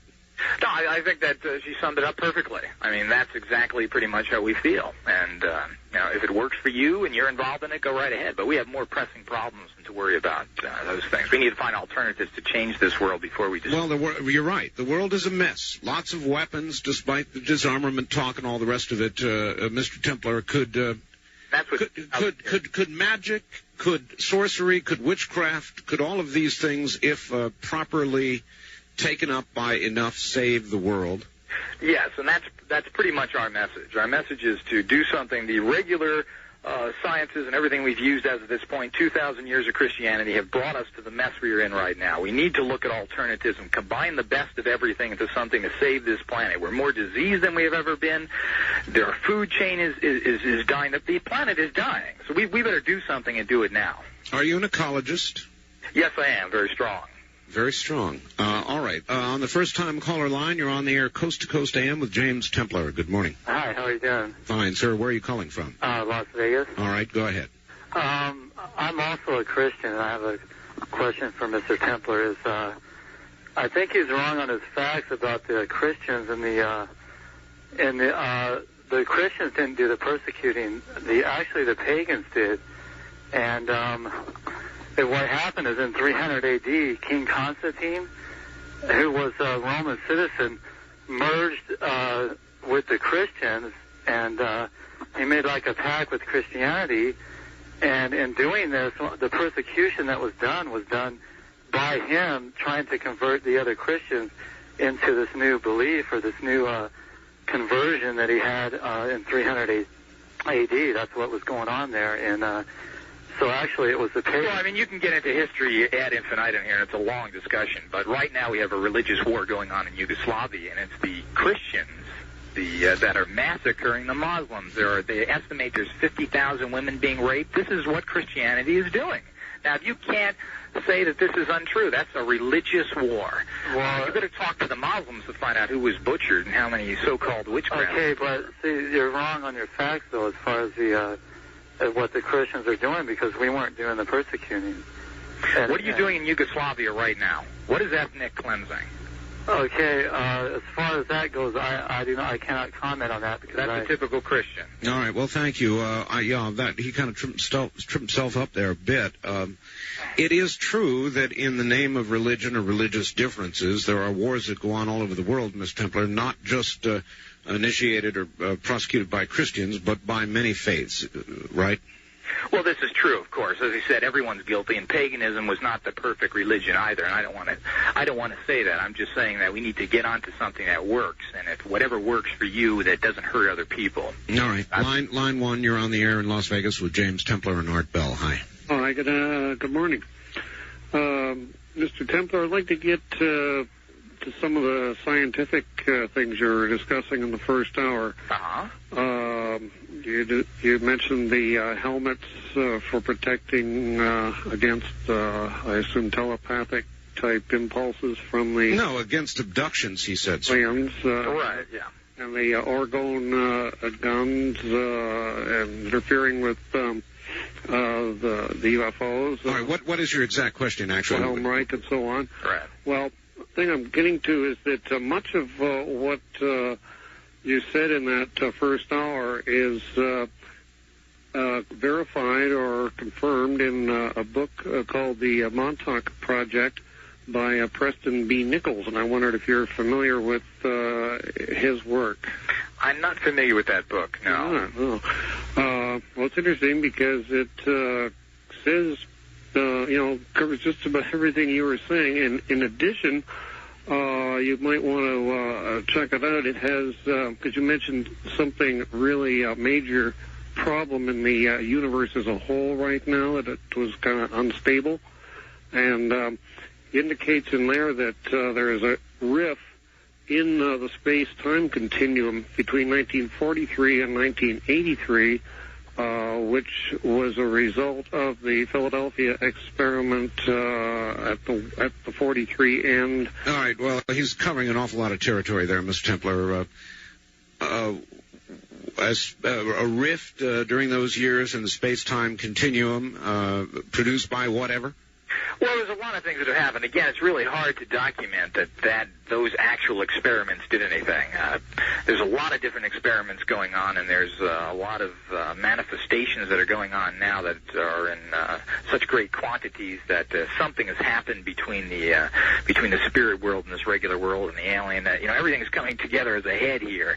But there are devices that have been used for many, many years, that radionics type devices and these so forth, that have been proven to have all sorts of different effects. And there's nothing, it's science, there's nothing great occultness about it. Mm-hmm. Will science and the occult ever absolutely meet, in the sense that science will be able to verify what so many say about the occult? Well, it used to be the occult and science were one and the same, and that your scholars used to practice both, and that's what we need now, because we need to have different answers to things. The old answers are not working. So this is an interesting aspect. You're suggesting that these are indeed ancient things that were once regarded as science, and slipped away from us somehow, and now are only regarded by people like yourself and others who believe. This is very true, and if you read about it, most practicing, quote, magicians or witches or whatever you want to call them were involved in all this science. The healing of herbs and all these other things that have been proven to be effective were all mastered by these and then later lost. All right. Good morning. On the first-time caller line, you're on the air Coast to Coast AM with Art Bell and James Templar. So I'd like to know Mr. Templar's thoughts on the axis shift, and why are we experiencing so many earthquakes and volcano eruptions, and are these two things related? Well, I'm not sure. Again, these are theories that some people put a lot of credence in this axis shift. I'm not really sure what's going on. I tend not to believe that. We're getting very strange weather, and we're getting very strange earthquakes, as you mentioned, and volcanoes in places that have never even had activity before. And again, whether this is a natural evolving of the planet or there has to be some alien influences that are playing with these things to see what actually they can do is still unknown. Okay, thank you. Ma'am, where are you calling from? Las Vegas. Las Vegas, here in town, and a first-time caller at that. All right, Wildcard Line 3, you're on the air, Coast to Coast AM with Art Bell and James Templer. Where are you calling from, please? Yeah, this is Shane from Bakersfield. Yes, Shane, you have a question? Yeah, I got a couple, Art. Have you ever heard of a guy named the Amazing Randy? Yes, we talked about him earlier, sir. What's that? We talked about him earlier, sir. So, have you talked with him? You mean the unamazing Randy? Yeah. The unamazing? Generally, I've not talked with him personally, but, it's amazing that there's a whole society of debunkers out there that spend their entire life trying to disprove something. Maybe they go off their butt and prove something for once and change something instead of just standing out there pointing fingers. Okay, James. He will give you $100,000 if you can prove what you're saying. From what I've understood, that he's not come through on his deal on many occasions. No, you can't pull that with me, man. It doesn't work like that. Every time somebody we don't really care who we prove anything to anybody. It's really unimportant of proving. That's into your little mindset, not ours. No, that's the problem. You cannot prove anything you have said. You prove to me what electricity is, the common cold is, and how to cure acne, and I will agree with you. See, you did and Shane, to be fair, Randy also can't prove the negative. That's right. He can make the offer, but he can't prove it either. That's right. See, it's like you state the fact that you think is a fact, and you expect everybody to believe it. We state that these are research, that people have to look into these things and take the alternatives here instead of just being negative and working with the old ways of doing things that obviously are not working. Well, what do you do for a living? This is my living. Yeah, I knew it. You got a book? We sell all sorts of things. We're a nonprofit organization, and we have no gripes about any of that. Our profits go into doing our further research and teaching. And we have all sorts of items. We sell books and authors and everything else. We have no gripes about that. Are you a communist? You don't believe in the system? Is that right? You're non-profit, but you do this for a living? Of course. How could the that United be? Way, who paid its $400,000, I believe. Yeah, people who are administrators of nonprofit organizations are allowed to have salaries. That's legitimate. Yeah, I know that, Art. Okay, thank you very much for the call. Sensed a little tension there, Mr. Temple. A lot of people, once they find out that you earn your living in some way, then of course immediately ascribe a motive. When did you decide to get this organization going and indeed be able to make your living with what you're doing? Well, the organization has been around for a long time. I took it over approximately 10 or so years ago, but the idea is that we're here to give out quality information and try and evolve the planet a little and open up some minds. And all right. First-time caller line, you're on the air in Las Vegas with Art Bell and James Templer. Good morning. Where are you calling from, please? Good morning. Bremerton, Washington. All right, you're on the air. I fell asleep listening to Rush Limbaugh, and when I woke up, you were talking to this James Templer, and I just wondered if he believes that these psychic mediums that are so popular, people like Sylvia Brown and George Anderson, are real, or are they fakes, or what? Actually, sir, it's only been 5 minutes since you've been asleep. Mr. Templer came along and disintegrated Rush. Oh. Anyway, your question was... Psychic mediums like Sylvia Brown and George Anderson, they're in a lot of books and on television and so forth. Are they real, genuine mediums? Can they put me in touch with someone who's died, or what? That is a good question. Thank you, Mr. Templer. Each person has to be investigated to see if they're... I haven't investigated those two people in particular. I don't have too much use for channels because you really don't know what you're bringing in or not. They just open themselves up and take anything into it. And I've never seen really any concrete information coming from any of these people. I frankly am suspicious of channels, period. Yeah, I mean, they feed you the same old mumbo-jumbo that's been written for the last, hundreds of years on spiritual belief systems. I don't really, every time you ask them for, this or that, they can never come up with it. Nevertheless, to return to his question in a way, is it possible to contact loved ones that have died? It seems that you can. There's very few people. Again, these things don't happen every day, but there are people that can tap again into these spirit realms. All right. Line 2, you're on the air, Coast to Coast AM with James Templar and Art Bell. Yes, Mr. Templar. Yeah. Have you ever had the occasion to read the biography of a lady in the first part of the last century, the first half of the last century? Her name was Anne Catherine Emmerich. I don't know that exact book. Well, if you ever do get a hold of her biography, it was done, incidentally, by the chief gun in the literary circles of that time, a man called Clemens Brentano. And she saw all these things that, and would agree with many of your conclusions, in contemplative state of prayer. And she described briefly, and in detail in some cases, about the whole three hierarchies that existed. All right, sir, we're almost out of time. Well, it's take a little couple. You can have the time for it. All right. Did you make anything out of that much? I'm not familiar with that work, so I really can't comment on it. All right. So I guess with even more explanation you could not have.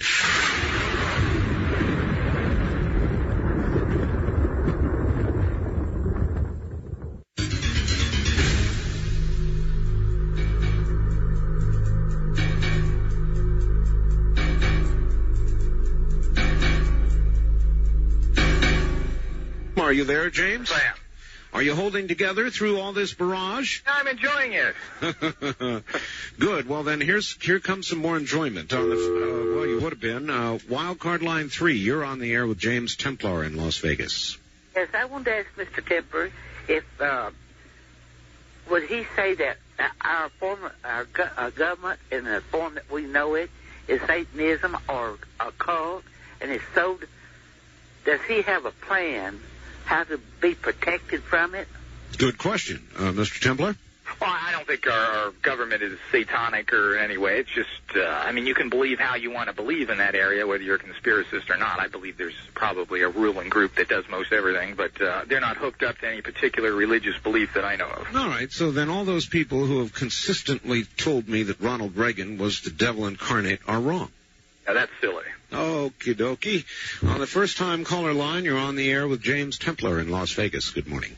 Yes, my name is Chris. I'm calling from Anchorage, Alaska. Hi. Hi, Chris. Hi. I was curious. John Lear talked about the Petri dish philosophy there, where it seems like we're just kind of a genetic experiment subject to the aliens' control. And I was wondering if he agreed or disagreed with that. Generally, it seems like that. It seems that they have experimented with this society, and if you look at certain technology and so forth, and even the way the ancient Egyptians looked, the way they shaved their heads, they look very much like the Greys and so forth. But it does seem like they've used us as kind of a experiment. Do you foresee maybe a possible termination of this experiment, maybe according to John Lear, like around the turn of the century? Something's going to happen. We are coming into us in about 10 years. We're not sure how violent or what's going to happen with it and so forth as of this time.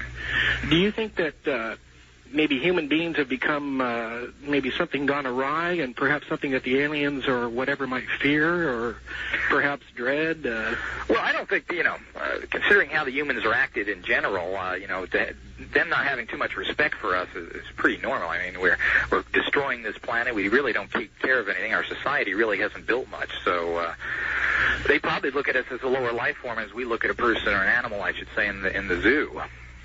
Well, I understand that our technology is advanced far enough that we might be able to, do something about what's happening. But is it true that maybe we might be just being spoon-fed the technology and that there is vast technology available to us that we're not even aware of? Well, there is vast technology that most people aren't aware of. There's all sorts of different weapons and so forth. But I don't know about being led or spoon-fed by the aliens themselves. All the details of these things are very unknown. There's a lot of disinformation, and it's really hard to pinpoint what's real and what's not. do you? I guess on a final note, then, do you think that we're possibly in our final days, or maybe just beginning? Oh, that is a good one. Thank you, caller, Mr. Templar. The final days. I don't want to get in pessimism here, and as I said, there's ways of fighting these entities, but we have to be aware of this like everything else, and there is something going on. We can't ignore it, and we've got to ask for answers. Don't you, though, see some parallels, my friend? In other words, a lot of the religious people are constantly calling me. You're a listener to the show, so I know that you know it's so, and talking about prophecy and saying, yes, these are the final days. And here's Mr. Templar, not exactly your number one Christian, who's also saying, the ball game may be over or at least severely challenged inside of 10 years. Aren't these similar prophecies? Well, all ancient writings have these ending stories with them. There's very similarities. But I'm more concerned about getting some awful disease and dying of it, eating poisoned food and having my entire environment die out from under me. All right, Mr. Templar, we've got a break for the news. Stay there. We'll be back. The trip back in time continues with Art Bell hosting Coast to Coast AM. More Somewhere in Time coming up.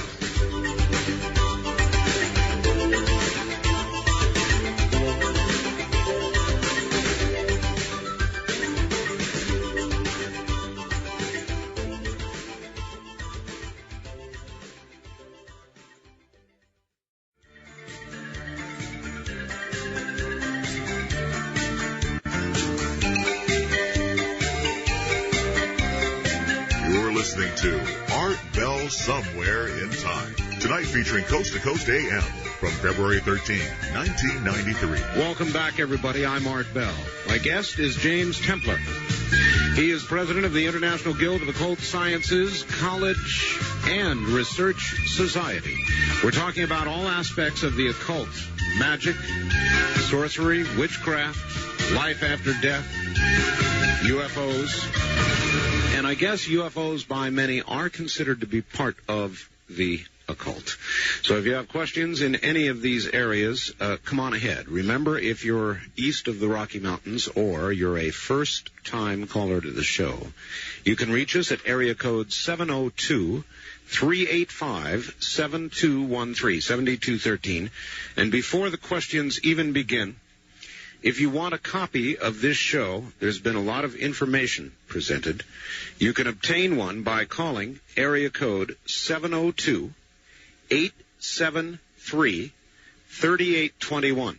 Let me give that again if this will forestall the questions.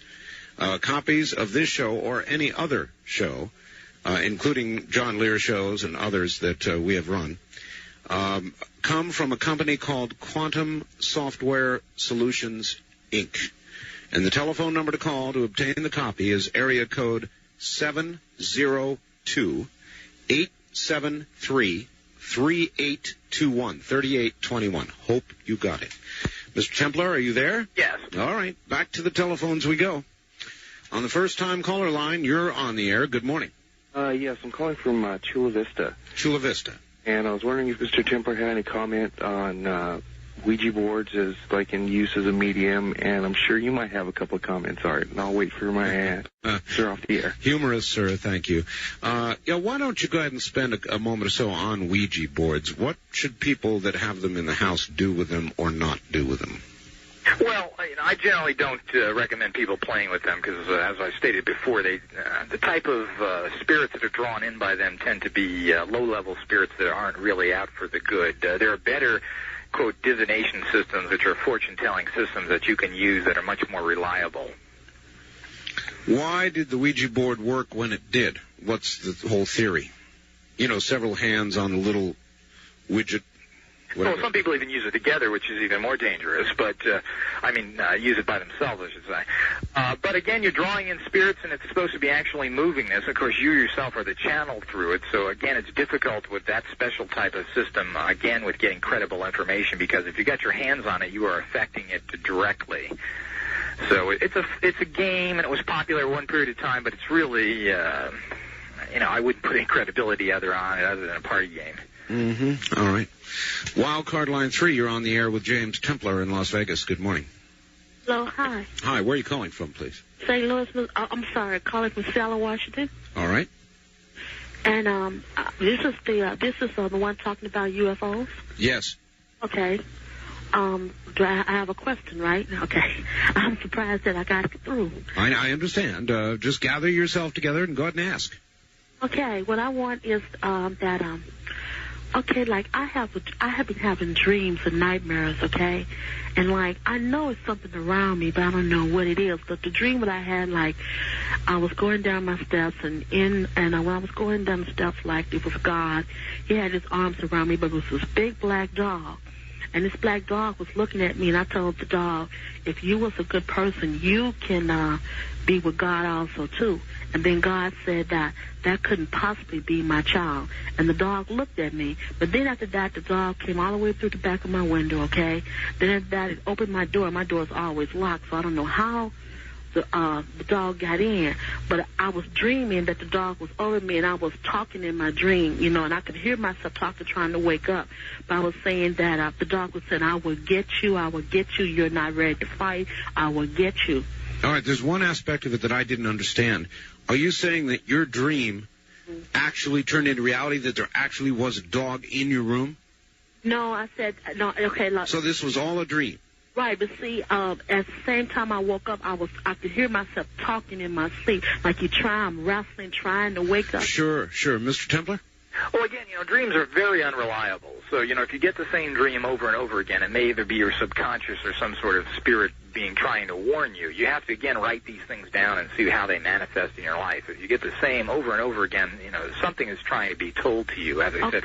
Okay, but then I have a dream that the next day I had a dream that somebody threw a rock in my window, and a week, about 4 days after that, I had a dream that somebody put this woman. It's bad nightmares since I've been in this apartment. All right, thank you. Is there anything? Let's take this approach that you could suggest somebody plagued by nightmares or bad dreams, evil dreams.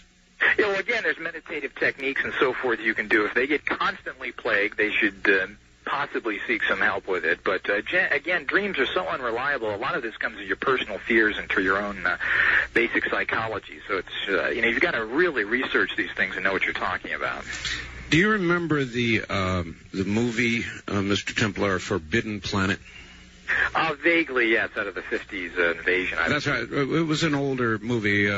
Very well done for its time, though. It had Robbie the robot in it. That may help you recall. Right, yeah. In Forbidden Planet, I don't feel poorly about telling the ending. The man was trying to kill, with tremendous power, a monster of his own creation. And I thought that a particularly interesting plot. In other words, from dream to imagination to reality. And he, in effect, created this spirit, this monster, this horrid thing that was after him. Yeah, so I think this, we live in people have constant thought forms that are negative, and we've built a very negative environment that empowers a lot of negativity. So it's very hard to put positive things out and to make changes because everyone is creating these negativities. Yeah, I guess I was trying to say, again, is it not possible that these things that we regard as spirits and things from other worlds are creations of our own, the negative side of our own subconscious? It is, and a large portion of them are. How much, we really don't know, but the mind does create these type of things. And how much of the mass thinking of millions of people thinking on one that creates young in the universal consciousness went into a lot of this. All right. Good morning on the first-time caller line. You're on the air. Where are you calling from, please? Las Cruces. New Mexico? Yes, sir. Welcome to the show, and the big one, KOB, sends you along. You're on the air with Mr. Templar. Yes, sir. Thank you, Art. Mr. Templar, have you ever noticed, have you ever flown in a UFO? No, I haven't. Okay. How much are your helmets and your equipment? I'd like to know that. And my second question is... If you want information, you can send to us. I don't know if that's... I don't necessarily want to give out prices. Peddle the stuff. Yeah, we're going to give out another... listen for the 800 number, sir. I wanted to ask one other question. Yeah, go ahead. when you look at somebody in the back and they turn around and look at you, what activates that? Have you ever done research on that? Yeah, that's basic psychic power. You're just projecting. I mean, most people can try that and do it. Almost everyone can do that. Just focus on somebody behind the line, see if you can get them to turn around. I mean, this is your basic psychic 101. Well, invariably it happens to me all the time, and I wondered what in the hell I did. Yeah, you have some natural psychic abilities that just are more than the average person without any training. Well, thank you, gentlemen. Thank you, sir. Mr. Templar, are there people that can read our minds? Yes, there are psychics that can actually do that, and you can implant thoughts in people and all sorts of things. You can implant thoughts in people. Give me an example. Something they would then regard as their own brainstorm, that sort of thing? Well, this is actually a form of how magic works. A lot of people do this in the nighttime when someone's sleeping where they're most vulnerable, and you can actually implant a thought in someone's mind. Part of these psychic helmets do the exact same thing, and you actually affect someone in their subconscious, and they believe that that's their thought. Wouldn't that be, in a more perfect world where psychic abilities were verified, wouldn't that be a horrendous invasion of privacy? Well, it is, and if you're doing these for any negative things, it's any purposes or for egotistical purposes, this is against the general code of occultism. But we're being brainwashed all the time by the media and by television, by advertising. We're all taking this in constantly, so it's... How many people are walking around making important decisions based not on their original thought, but on somebody's psychic suggestion? Well, again, we don't really know. There's not a lot of ignorant hillbillies involved in this. People in our organization go the entire gamut from executives and so forth. We've been contacted by major companies and so forth, and the military has been practicing these things for years. So you really don't know what's happening out there or not. All right. Line 3 in Las Vegas. You're on the air. Good morning. Good morning, Art. I'd like Mr. Templar to see what he thinks of my scenario. I feel that organized religion, including the Bible, is like wearing a shackle through life. Oh, he disagrees with you, ma'am. Pardon? He disagrees with you. Disagrees with me? No, he doesn't.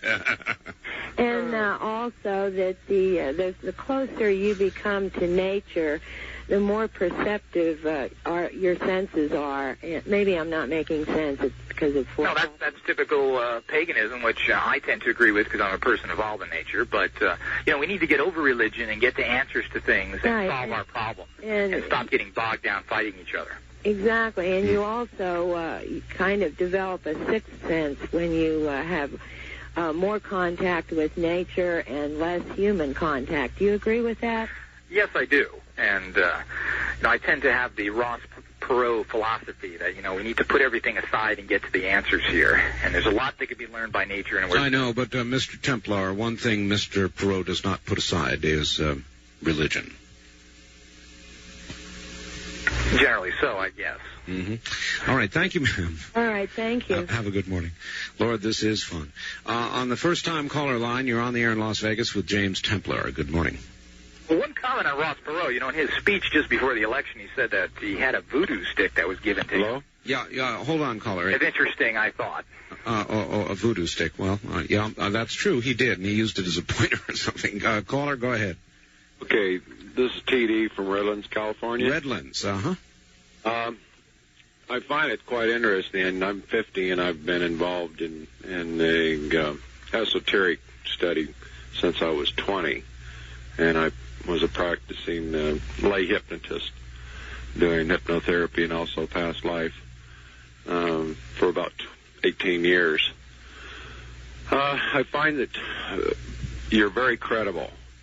And I'm going to be in Palm Springs Wednesday. Is there a chance that I can meet with you or well, again, we'll give out the 800 number and so forth. You can contact us and we'll see it. All right, we'll give out the 800 number here in a moment, sir. Copy it down. You can make private contact that way. How's that? I do have a comment or a question. Okay, go ahead. Have you ever heard of A.B. Glazier? A.B. Glazier, and I don't. The name doesn't ring a bell with me. He wrote what's called the Modern Human Comp Courses. I'm not familiar with those. Well, I've got a lot of videos on him, and this is some type of philosophy that hardly anyone has heard of. but it's one that, after 30 years of study, I find it's the most plausible. Since we haven't heard of it, what is the philosophy, basically? Well, basically, real simply, he's talking about the fact that we have 3 individual minds, A, B, and C: animal, beauty mind, and competitive mind. And the competitive mind is the mind we walk around in every day. Yeah, but less and less in America these days. All right, sir, thank you. So 3 separate minds, Mr. Templar.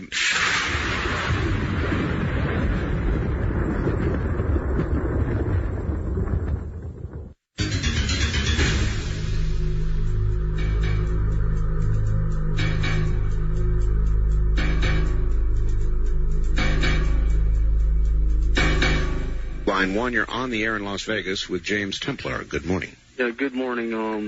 Ever since 1988, we've had more sightings of UFOs in world history. And I just like to know, and I think this is a legitimate question to ask. Mm-hmm. Everyone looks at an alien with big eyes, and could this be the Antichrist? All right, thank you. I really don't know. We really don't know anything about these entities. No, but I will ask and follow up on what he said. He's right. In recent years, the number of sightings of UFOs and abductions and all the rest of it, all this has gone wild. Right. Or the media simply reports it more. But it does seem like it's kind of really gone up. Is that because we've got a sensationalist media looking for stories like this, or is it because these things are really increasing? That's because these things are increasing. As I stated, there's this veil between the two worlds has been broken wide open. We've had record numbers of these, record numbers of possessions and hauntings and everything else. We're in a major state of flux now, and the next 10 years are really important. And you claim, don't you, that magic or sorcery or witchcraft can pull us out, can save us? Yes, it can. If you're choosing, our organization is geared away from a lot of this philosophy and religion that's coming out. We're geared towards practical things that work, and that's what we're trying to fight. We're trying to find alternatives. Do this and this and this to get X result. All right. Let me hit you with a couple of today's problems. Crime, violent crime, up terribly. People killing each other, chopping each other up, doing each other in for sneakers, that sort of thing. Truly, to some really evil behavior, Mr. Templar, what could magic, sorcery, witchcraft, or the occult do to stem this? Well, the problem is being depowered is what the problem is. So people go into perversion to empower themselves because we've given away our power to the police, to the judges, to the lawyers, to the doctors, who are all basically corrupt. And they've achieved absolutely nothing. So to gain this power back that we've lost, we rape, rob, and what else the perversions we can get involved in. If you re-empowered yourself and channeled your energies into manifesting what you wanted in life, you wouldn't need to have to go through these things. You wouldn't even need any of the services of those people. Yeah, if wishes were fishes. But how, in other words, how can what you know be applied to change the trend? Is by educating people to learn that they have power back, and they can actually do this through psychic techniques so they can take care of their health. They can do it so they don't get into legal problems. So if they want something in life, they want to be more successful, they can use their energies to be more successful. And they won't have to go out and use a gun. They won't have to be felt helpless and stuck in a ghetto somewhere, or have to resort to drugs to find enlightenment. Drugs, that's another big one, kind of tied to the violence. Does the psychic world, if somebody enters it, make it easy for somebody to kick the habit, whatever it is? Well, everything takes work. There's no quick fixes in the occult either. It takes work and practice and dedication.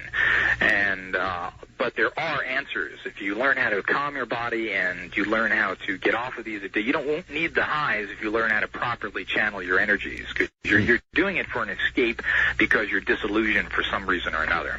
All right. Good morning. On the first-time caller line, you're on the air in Las Vegas with James Templar. Hi, I'm calling from Medford, Oregon. Yes, sir. I'd like to ask a question. If you have been abducted and you not know for sure, how do you find out if you have? I have had a couple incidents happen that I think that I have been abducted, kidnapped or whatever. All right.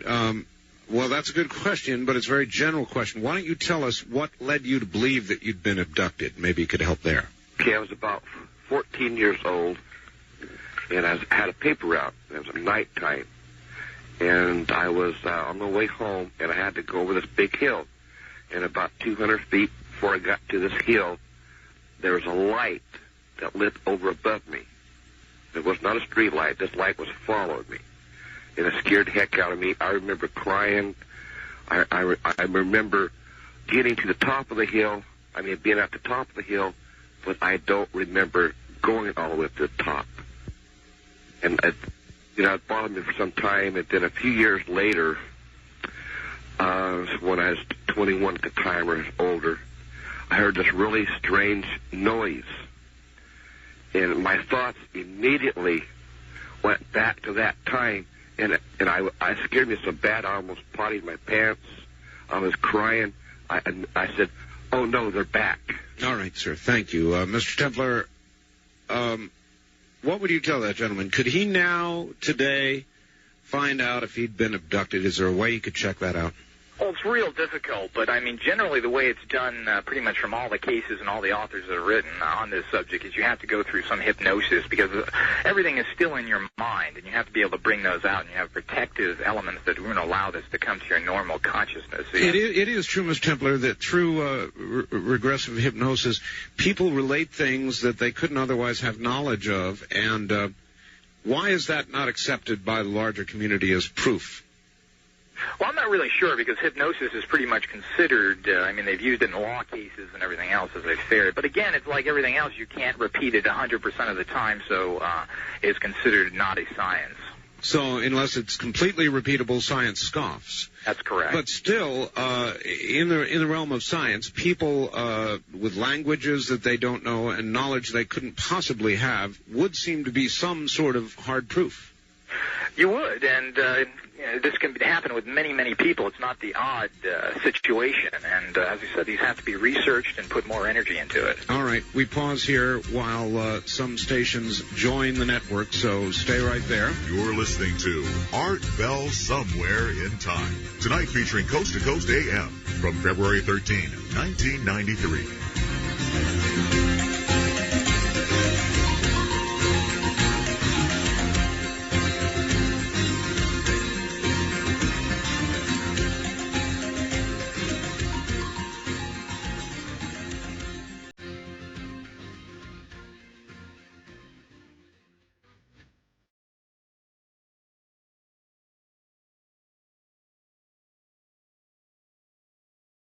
Premier Networks presents Art Bell Somewhere in Time. Tonight featuring Coast to Coast AM from February 13th, 1993. Good morning, abductees and inductees, and whatever reason has you here, welcome and glad you're here. If you'd like to join us, pick up a telephone. We are that close.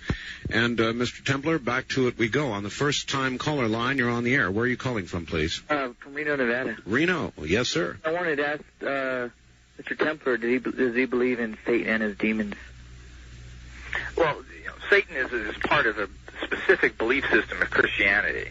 There are demons and there's negative forces out there, but Satan only really comes from the Bible. Because I heard you mentioning a lot of times the spirit world. Then who is the spirit world? Well, there are demon entities out there. There are positive and negative forces.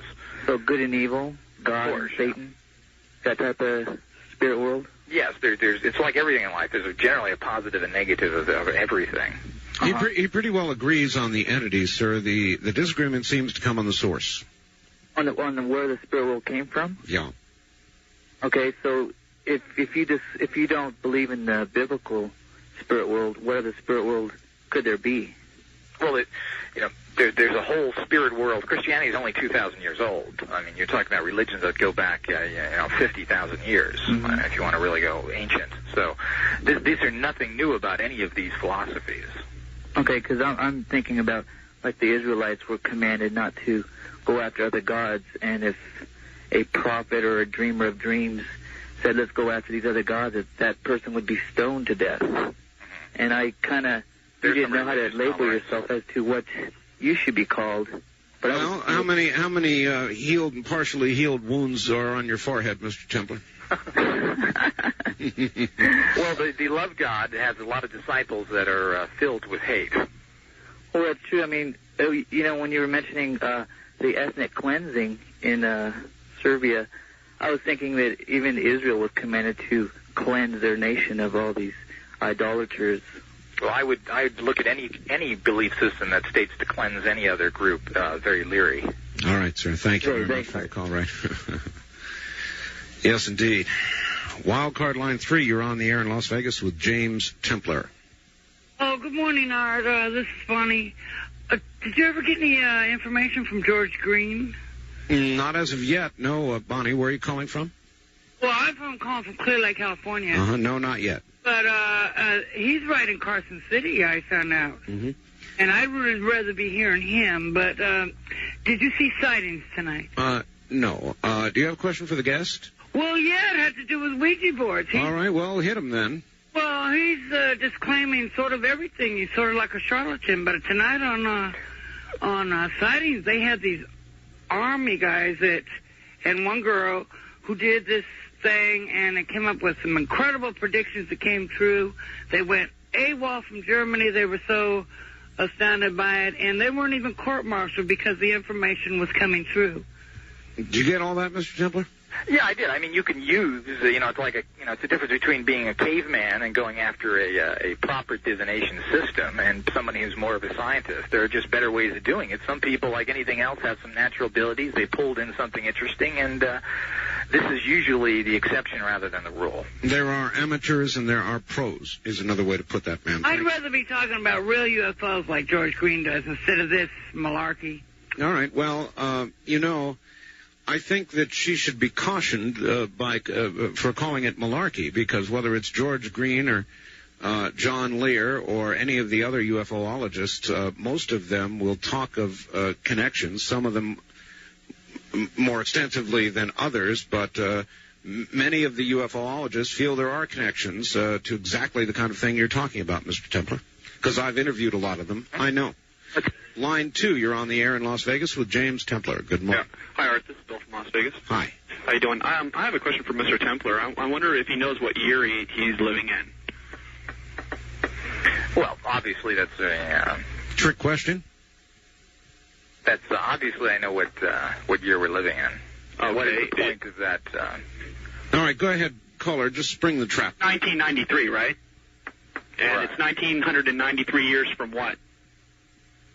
What are you talking about? It's a Christian calendar? Is that what you're talking about? Well, it's your calendar also, isn't it? Well, it's a Roman calendar, so the idea is that. Of course, the days of the week are named after the Nordic gods. Oh, Did you know that? No, I didn't. I wouldn't think you would. Okay, but it is 1993 years after Christ, after the divine, correct? After some supposed mythology book states. Well, what does BC stand for then?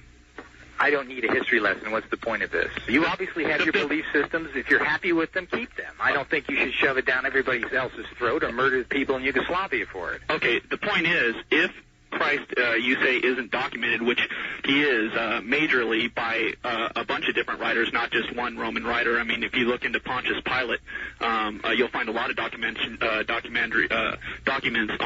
the crucifixion of Christ and also the resurrection. Just take a look in the Encyclopedia Britannica.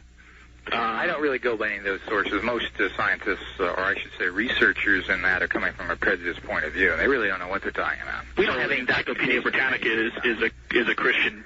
There really doesn't have any documentation. No books have really survived. We got bits and pieces of records. We're trying to interpret all sorts of things, and it's, the validity, as he said, every religion depends on a belief, just like paganism does. And if it works for you, fine. But to try and make it scientific, whether it's pagan or Christianity, is a fool's errand. Well, I think it's a lot more documented than what you're trying to make a lot of people believe in, and I think you're leading people right down to the path of hell, and unfortunately, you're doing a good job because you're deceiving a lot of people that happen to not have studied into it at all. All right, thank you very much, caller. Well, that was the kind of caller that your talk show host warned you about, Mr. Templar.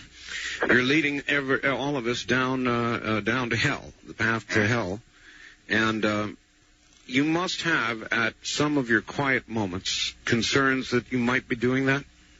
Not really, not at all. I'm getting out information. We have people in our organization that are Christians, and they believe the way. We give people technology.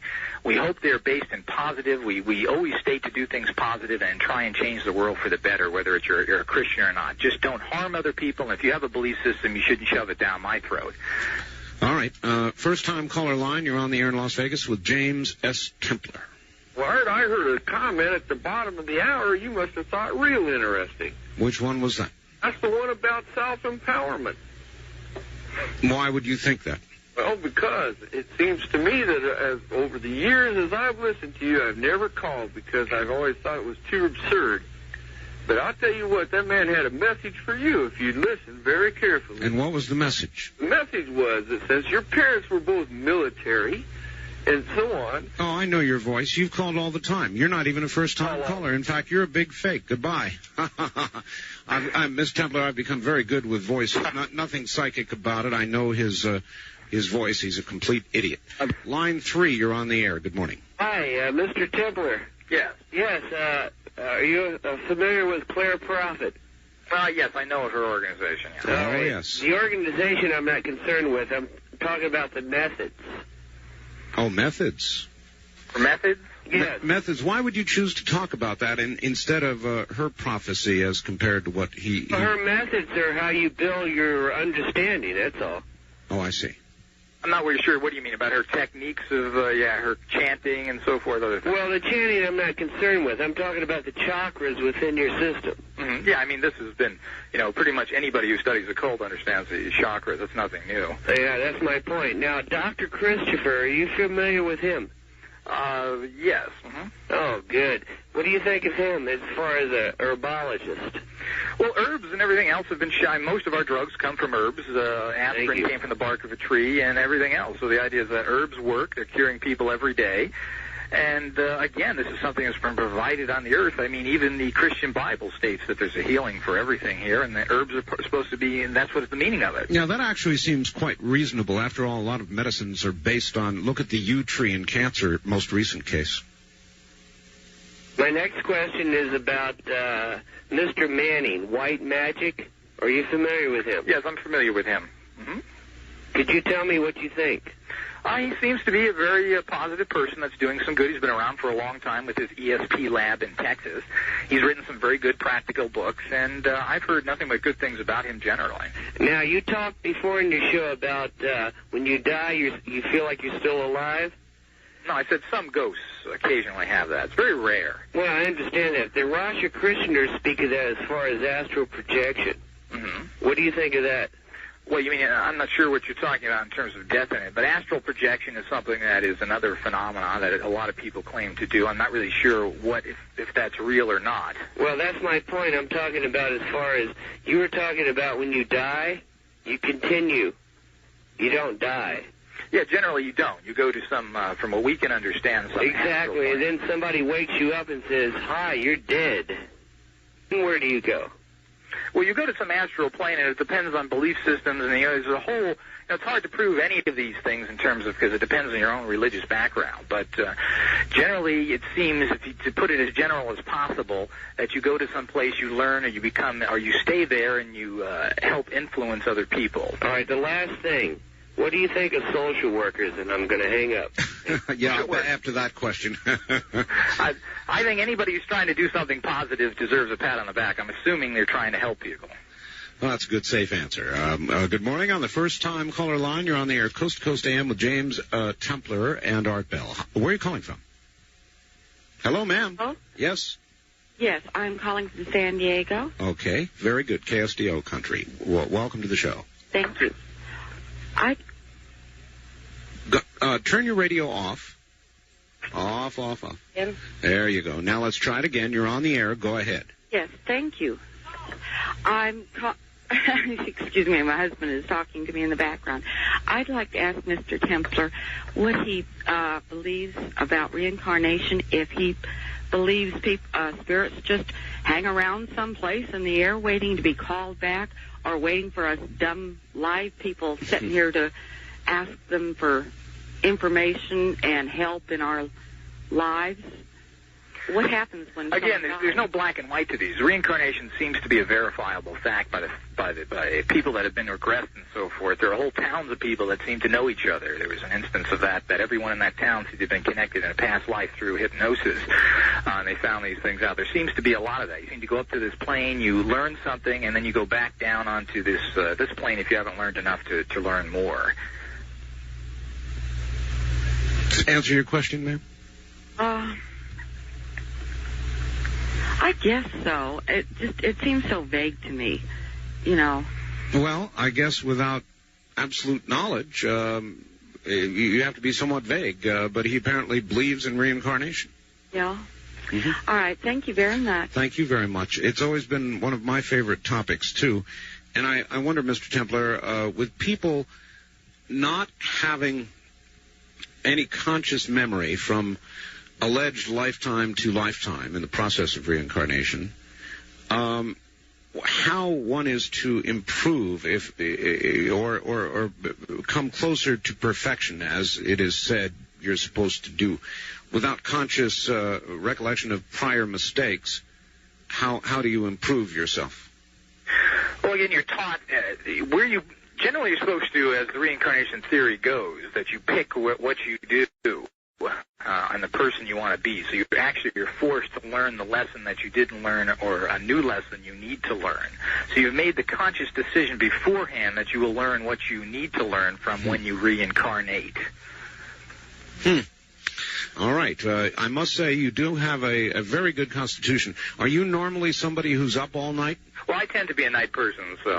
All right. Well, I'm glad you admitted that. Wildcard line 3, you're on the air in Las Vegas with James Templar.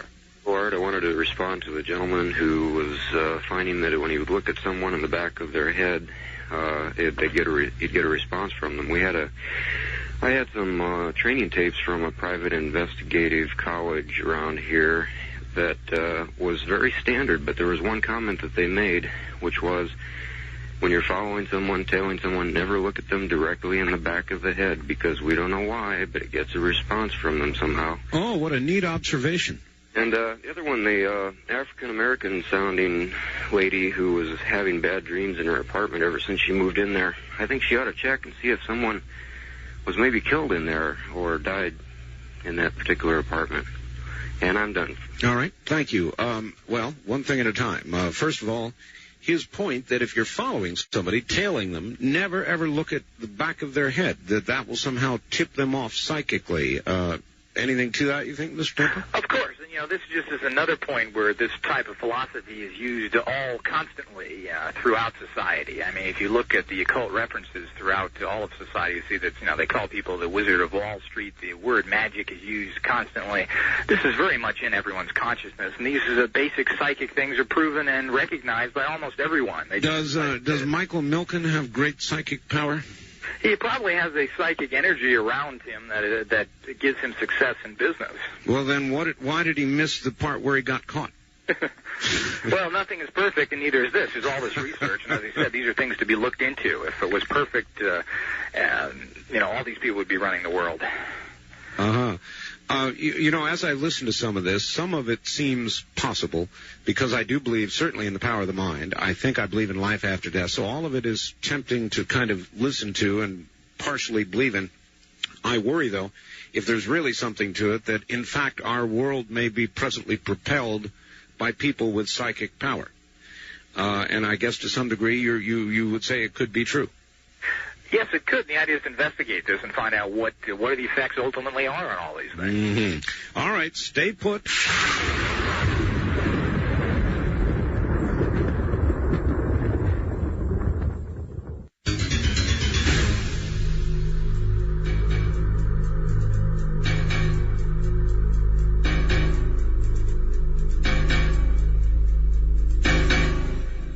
Line 1, you're on the air Coast to Coast AM with James Templar in Las Vegas. Good morning. Yes, good morning, Mr. Bell. Hi. I have a few problems with your guest. You are not alone. One of them is that he seems to mix superstition and psychic phenomena and UFOs and pop psychology and a number of other different fields which seem unrelated, and then he balls them into one big little ball there, and he manufactures his own religion. And I feel he's doing an injustice to Christianity when he says that Christians are responsible for the murdering in Yugoslavia.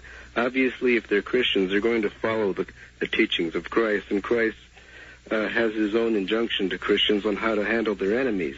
And I don't have to tell you what that is. He told them to love their enemies and not to go out and slaughter them. So he doesn't make a differentiation between Christianity as a political movement and Christianity as a religious faith. And I feel that he's really not taking into consideration the proper evidence for the Christian faith. I think if he would, he'd probably come to a different conclusion, which leads me to my last question. No, that's very well said and deserves a bit of a response. I only want to... Well, hold on a moment, sir. I want the response. Are you indicting without thinking it all the way through, Mr. Templar? These things have been baited for years. A belief system in a religion, no matter what it is only really good to the individual. And if 2,000 years of Christianity had developed a group of people in an entire country that are massacring the other things, living the creed of that document, I think that that's the whole point. They're not living the creed of that document. Well, if they were, they wouldn't do that. Has brought. I beg your pardon? That's what that document has trained those people to do. No, that's what their own selfish nature has taught them to do. Well, it obviously isn't strong enough. There's nothing, you won't find that as far as in the teachings of Christ are concerned. But what I wanted to ask you was this. What would it take for you to come to the conclusion that what you believe is absolutely hogwash? I turn that question around to you. Well, see, I'm not running the radio show. I'm making the call. I want you to answer it.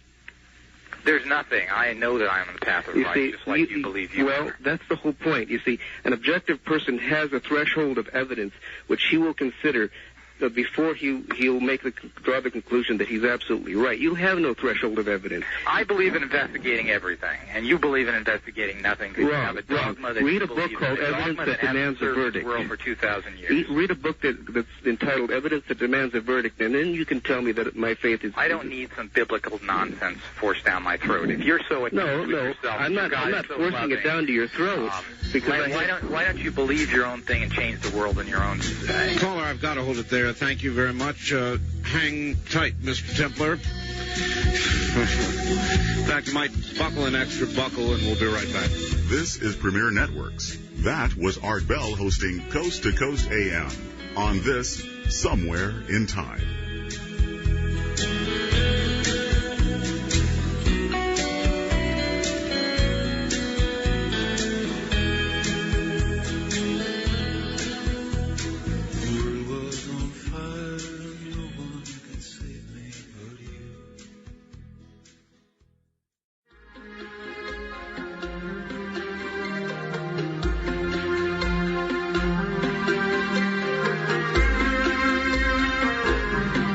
Somewhere in Time with Art Bell continues, courtesy of Premier Networks.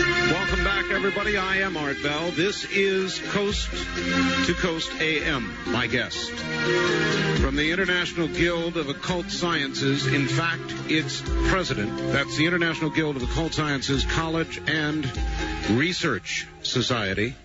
James Templar, a very controversial individual, and as he suggests the Christians do battle, I have for the most part allowed you to do battle uninterrupted with him. And it has turned into a bit of that. Though we don't encourage it, we're actually talking about all manners of the occult. And that's what this is all about this morning. So we will continue that in a moment.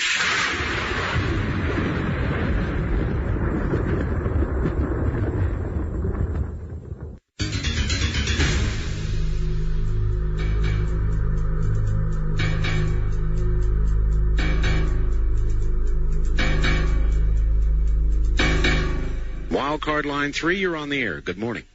Morning, Art. How you doing? Fine, sir. First of all, I want to say you're excellent talk show host, Art. Excellent. Thank you. And, Mr. Templar, first of all, I want to congratulate you against holding your own against these self-centered Bible thumpers that have been calling you all night that can't see past their own face. You know, they're so self-centered, I find them very sickening. The question I wanted to ask you was this. These aliens that are out there, for the most part, are bad. Do you know if they've ever monkeyed with or fiddled with any of the satellites or equipment that we have out in outer space?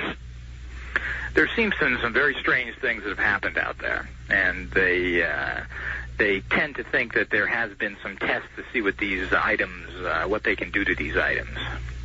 I see. It's amazing that the telescope doesn't give us any type of information. Ooh, input. I've got a little. Do you remember a shuttle mission, Mr. Templar or caller, in which the astronauts reported seeing several angelic figures? I don't recall that, Art. Yeah, there's been several psychic experiences and views of ships and so forth, and of course the National Security Act, they will put you in prison if you're an astronaut and come out and talk about that too much. Mm-hmm. Yeah, that's what I've heard. I've heard that, as John Lear has indicated, that there is a very large cover-up going on, and I think you know that for a fact yourself, don't you? Well, of course. This is very scary information, and who knows what's really happening here, and they're afraid to panic the public, there's probably some validity to that. Mm-hmm. Okay, well, thank you very much. Thank you. There probably is. Just based on what I've heard this morning, people are emotional, and this is not the comment that I believe one way or the other. Actually, yes, it is. I am a Christian, and so I'm sure you can tell. But I do understand how what you're saying, if it were actually delivered as, you'll excuse the expression, the gospel from the government, would just scare the hell out of a lot of people. There'd be suicides, there'd be panic, there'd be anarchy, there'd be a big mess. Is that about right? Yeah, I feel pretty much the same way. On the other hand, we're going to learn about it sooner or later.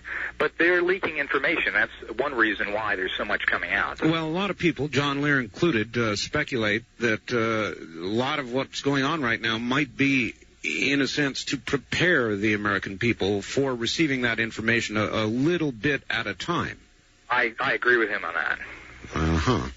Wildcard line 3, you're on the air, Coast to Coast AM with James Templar. Good morning. Yeah, I had a question. We've had a lot of experience with the cultists up here as well, with the dog mutilations. Where is up here, please? Where are you? We're in the Sierra Nevadas, in the northern part of California. All right.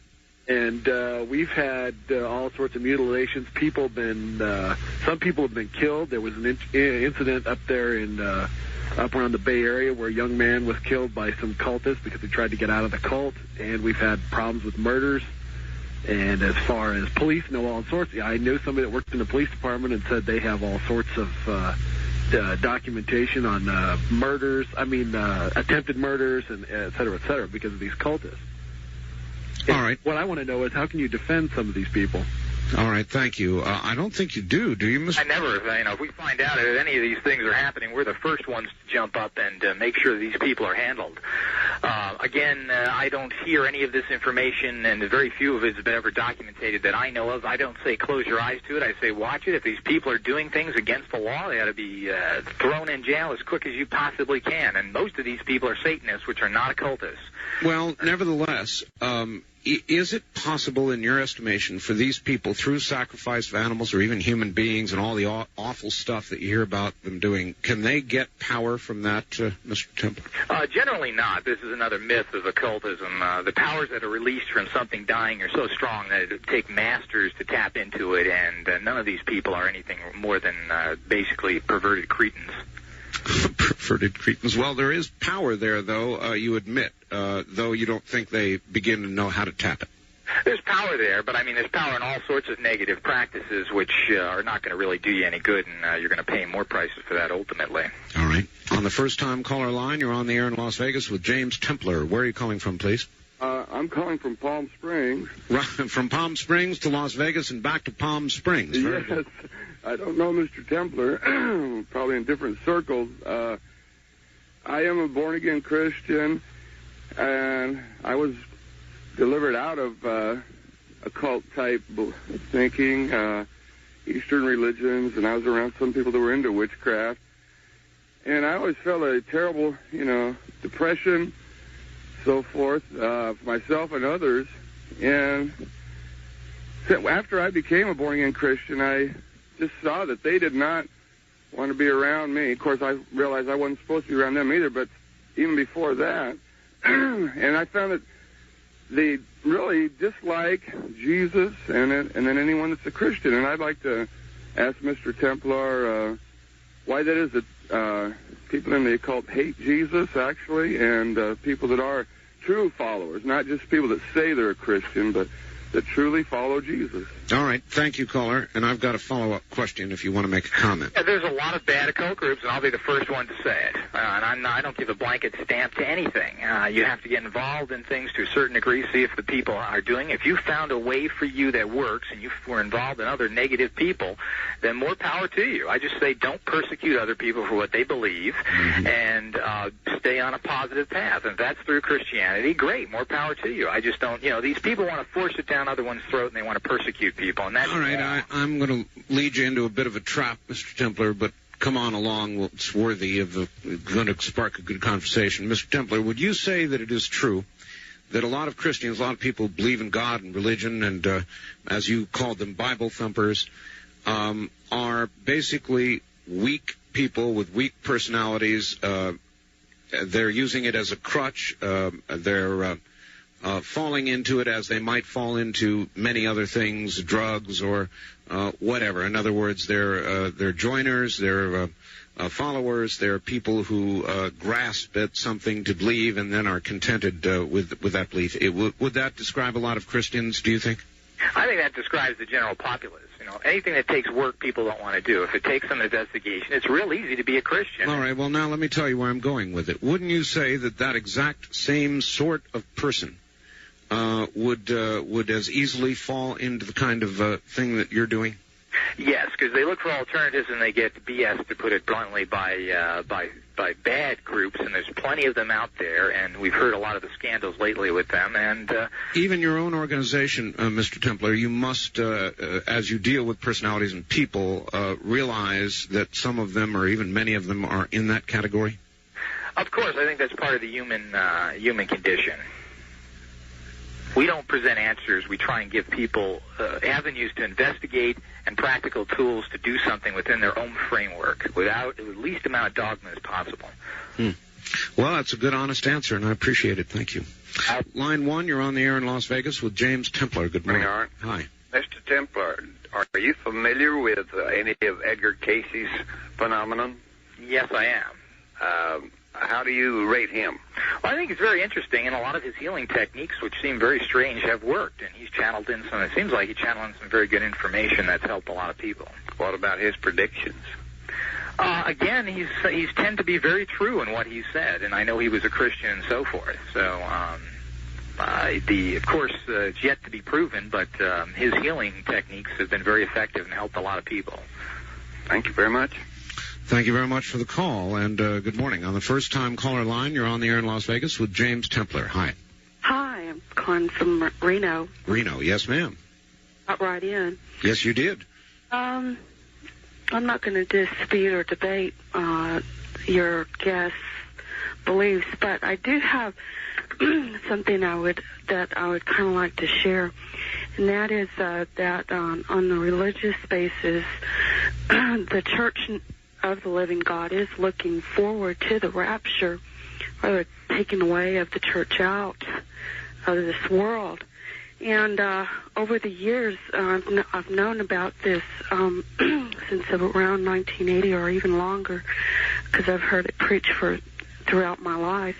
But what I find is interesting that your guest has confirmed what I have heard preached, is that not only is he has said that the negative or demonic power has is more active than it was probably 20, 30, 40 years ago. Yes. But that this UFO and alien thing that's been picked up by our government, and that they're involved, which I've heard preached across their pulpit, because it's because there are people that are going to be left behind in the rapture concept, that because they received a not a love for the truth of the Bible, that that they will be deceived.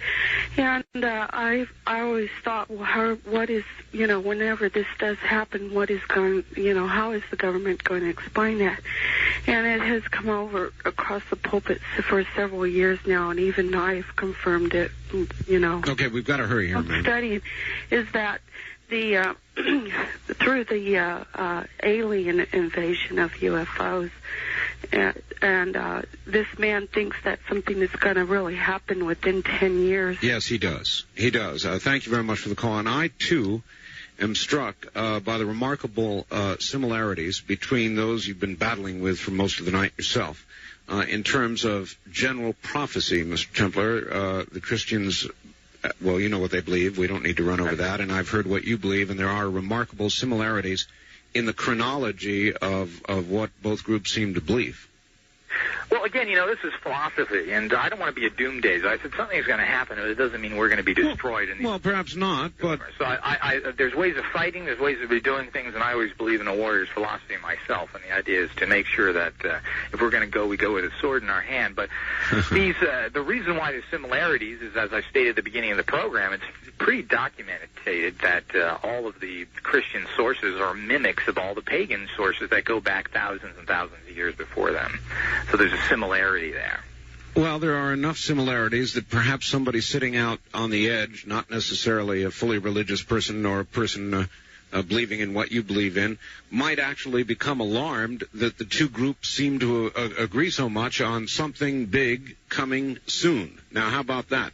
Line 1, you're on the air with James Templar in Las Vegas. Hi. Yes, I got one question for you, Mr. Templar. Can you hear me? Yes. Earlier, a man was talking to you about the Bosnian disaster and the Christians, and he made a differentiation between what true Christians believe and what these people are doing. You did not make that distinction. On the other hand, when people confront you about occultists, you say... No, I have the nerve to admit that there's bad occultists. Unfortunately, you don't seem to have the nerve to admit there's bad but that Christians. seems like hypocrisy. Society is rotting, our people are dying of disease, the law system is screwed up, the police are on a rampage, and you're worrying about silliness when the society has to be changed here and do something. I'm not. This is a philosophy that only has any value to the people that believe in it, and that goes with any religion. I'm asking you a question. How can you chastise somebody when they're telling you that, hey, these people aren't following that? Well, why don't you Christians rise up and go over to there and stop those people from killing? There's enough for you Christians. But I don't see you doing anything. Where are the funds? Where's Jimmy Swaggart raising for Yugoslavia? Stop the Christians from killing. Okay, Swaggart's not following me neither, but I'm trying to ask you... Where are the ministers out there talking about that? I hear them silent. Okay, let me ask you... I condemn when there's bad occult. How do you make a differentiation then in the occult when you have bad things there? If you're going to do it for the occultists, you have to do it for the Christians as well, and you're not doing that. It makes you a hypocrite.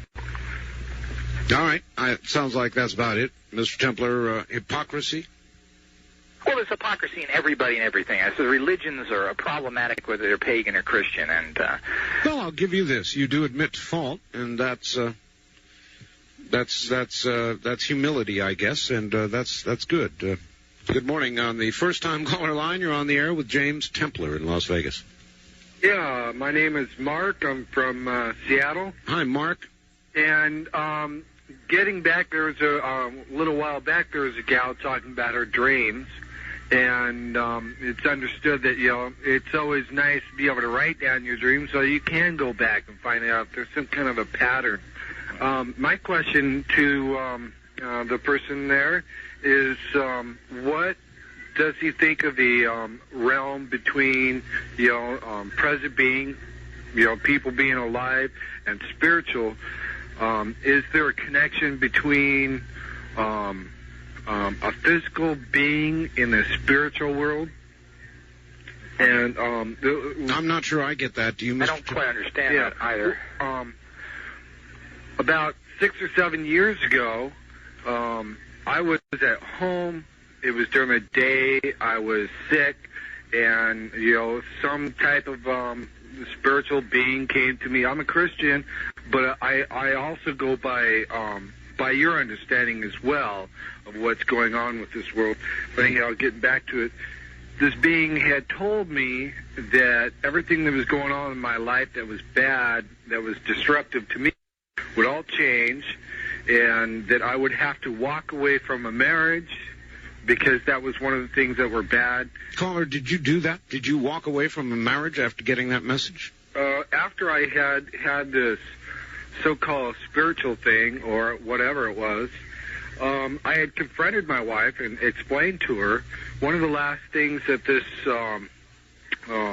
being of some sort had, I don't know if he was speaking to me or, like he was saying, kinetic energy, had told me to leave my marriage first thing. It also had said that a lot of changes would happen in my life that would just totally traumatic me as well. Trauma in your life. All right, I have to stop you and ask, how'd your wife react offhand when you told her about this? She was devastated for one. For another, she thought I was freaked out of my head. But as I explained to her everything that this spiritual thing had spoken to me, one of the last things that it said that I was going to receive a baby girl, and I mean it was very explicit. Said a baby girl. All right, we don't have a lot of time, so let's rush through this. Your wife was pregnant? She wasn't pregnant before that. Okay. But that's when she got pregnant? You didn't leave her after she got pregnant, did you? Hold on.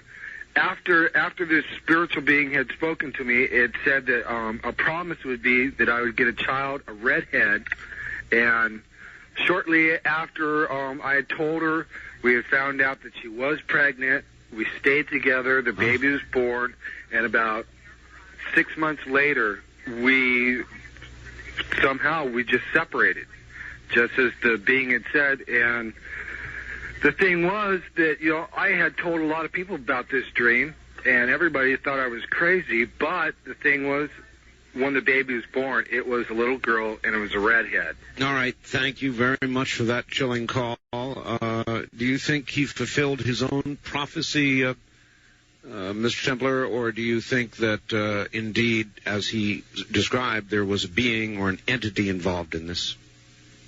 Well, in general, I wouldn't listen to voices no matter what you think they're good or bad. You have to take the information and analyze it and find out. To follow anything that speaks to you is a path that's going to get you in great trouble.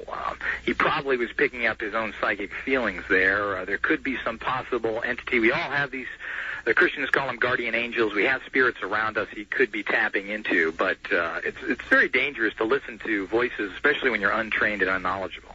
Well, it's particularly dangerous in the real world to talk about hearing those voices. And when people see you acting on the voices that you say you hear, frequently you end up, in a very padded place. This is true, too. Yes, it is. Stay right there, please. We'll be right back. This is Premier Networks. That was Art Bell hosting Coast to Coast AM on this Somewhere in Time.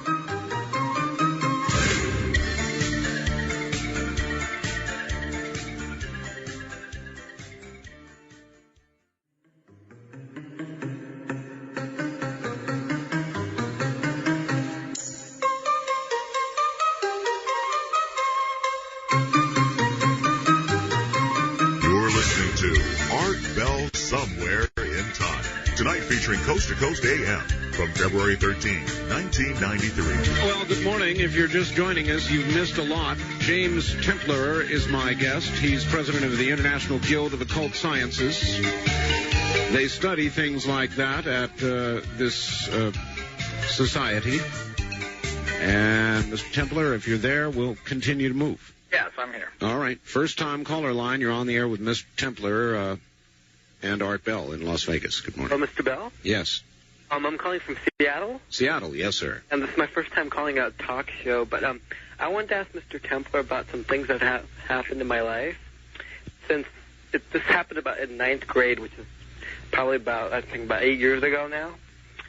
But I met this person, and when I met this person, I dreamt about meeting this person. And you mentioned drugs about an hour and a half ago, 2 hours ago, and about spiritualism. Hello? Yes. What was that about? What in spiritualism? Drugs. You mentioned drugs. Yes, briefly. Well, I experimented with LSD or acid, and this was in 10th grade.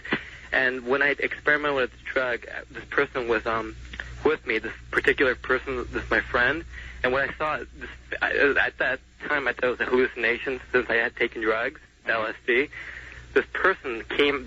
When I was talking to the person, I'd never experienced anything like this. This image came at me, and it was. I described the image as these red eyes and this face and this hair. I saw this image coming from his face, and as I talk about it right now, I'm shaking kind of. But I thought it was just because of the drugs. But the thing, 2 years later, he called me up, and we were talking, and he told me that he had a girlfriend, and his girlfriend came into the room where he was, and he said that her schizophrenic, excuse my language, I'm Asian, I have a hard time speaking sometimes, I stutter, but she said that, schizophrenic. Yeah, schizophrenic, whatever, that, right. It runs in her family. But he said that she's got it too. But she's a psychologist. But she said when she came in there, she saw the same thing I had seen when I was on drugs, the LSD. And I wanted to know if this person. I've always thought this person was really evil, and he believes he's evil too. And he just doesn't seem to be a normal person. His parents, when I first met this person, his grandmother and his mom told me that they thought he was evil too because when he was a little child, that he used to take off his grandmother's wig because she had a wig, she had a disease, and used to say all kinds of bad language inside like a grocery store and say, "Look at my grandmother, she's a blank, blank, blank." All right, thank you, caller. I don't want to put down anybody's experience, but we're very much opposed to drugs in all their forms, and it's a dangerous thing to be mixing anything with drugs. All right, I do want to ask a question though that I hope you'll answer honestly. It's everybody's just say no to drugs, of course. But to follow up on what he started with LSD and other hallucinogenics, would you regard these as simple chemical hallucinogenics, or does a strong hallucinogenic give you an enhanced possibility of walking through the door to something else?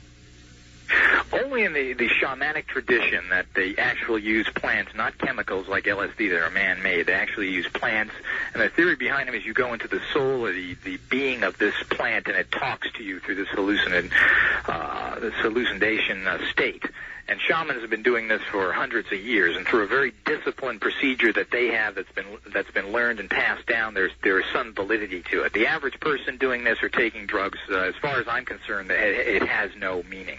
All right, that's fine. What about the average person trying to reach an enhanced psychic state through the use of some sort of organic mushroom? I think they even call them magic mushrooms, don't they? Again, we're very opposed to that. You don't really know what happens. If you're in an altered state that you've manufactured through a drug, you don't know if this is a fantasy or reality. That's true, and I suppose that would be way too far to interest you in the sense that there would be that confusion and less possibility of scientific verification. There can be no verification, but there are some old traditions that, you can't follow this as a person here. You'd have to live in a tribal situation and go through that. Very few people can use any type of drug with any discipline. Very good. Line 2, you're on the air with James Templer in Las Vegas. Good morning. Yes, good morning, Art. Hello. Yes, Art. Yes, do you have a question, sir? Yeah, I was just really surprised when I turned on the radio and heard you had an occultist on the radio today. Well, here he is.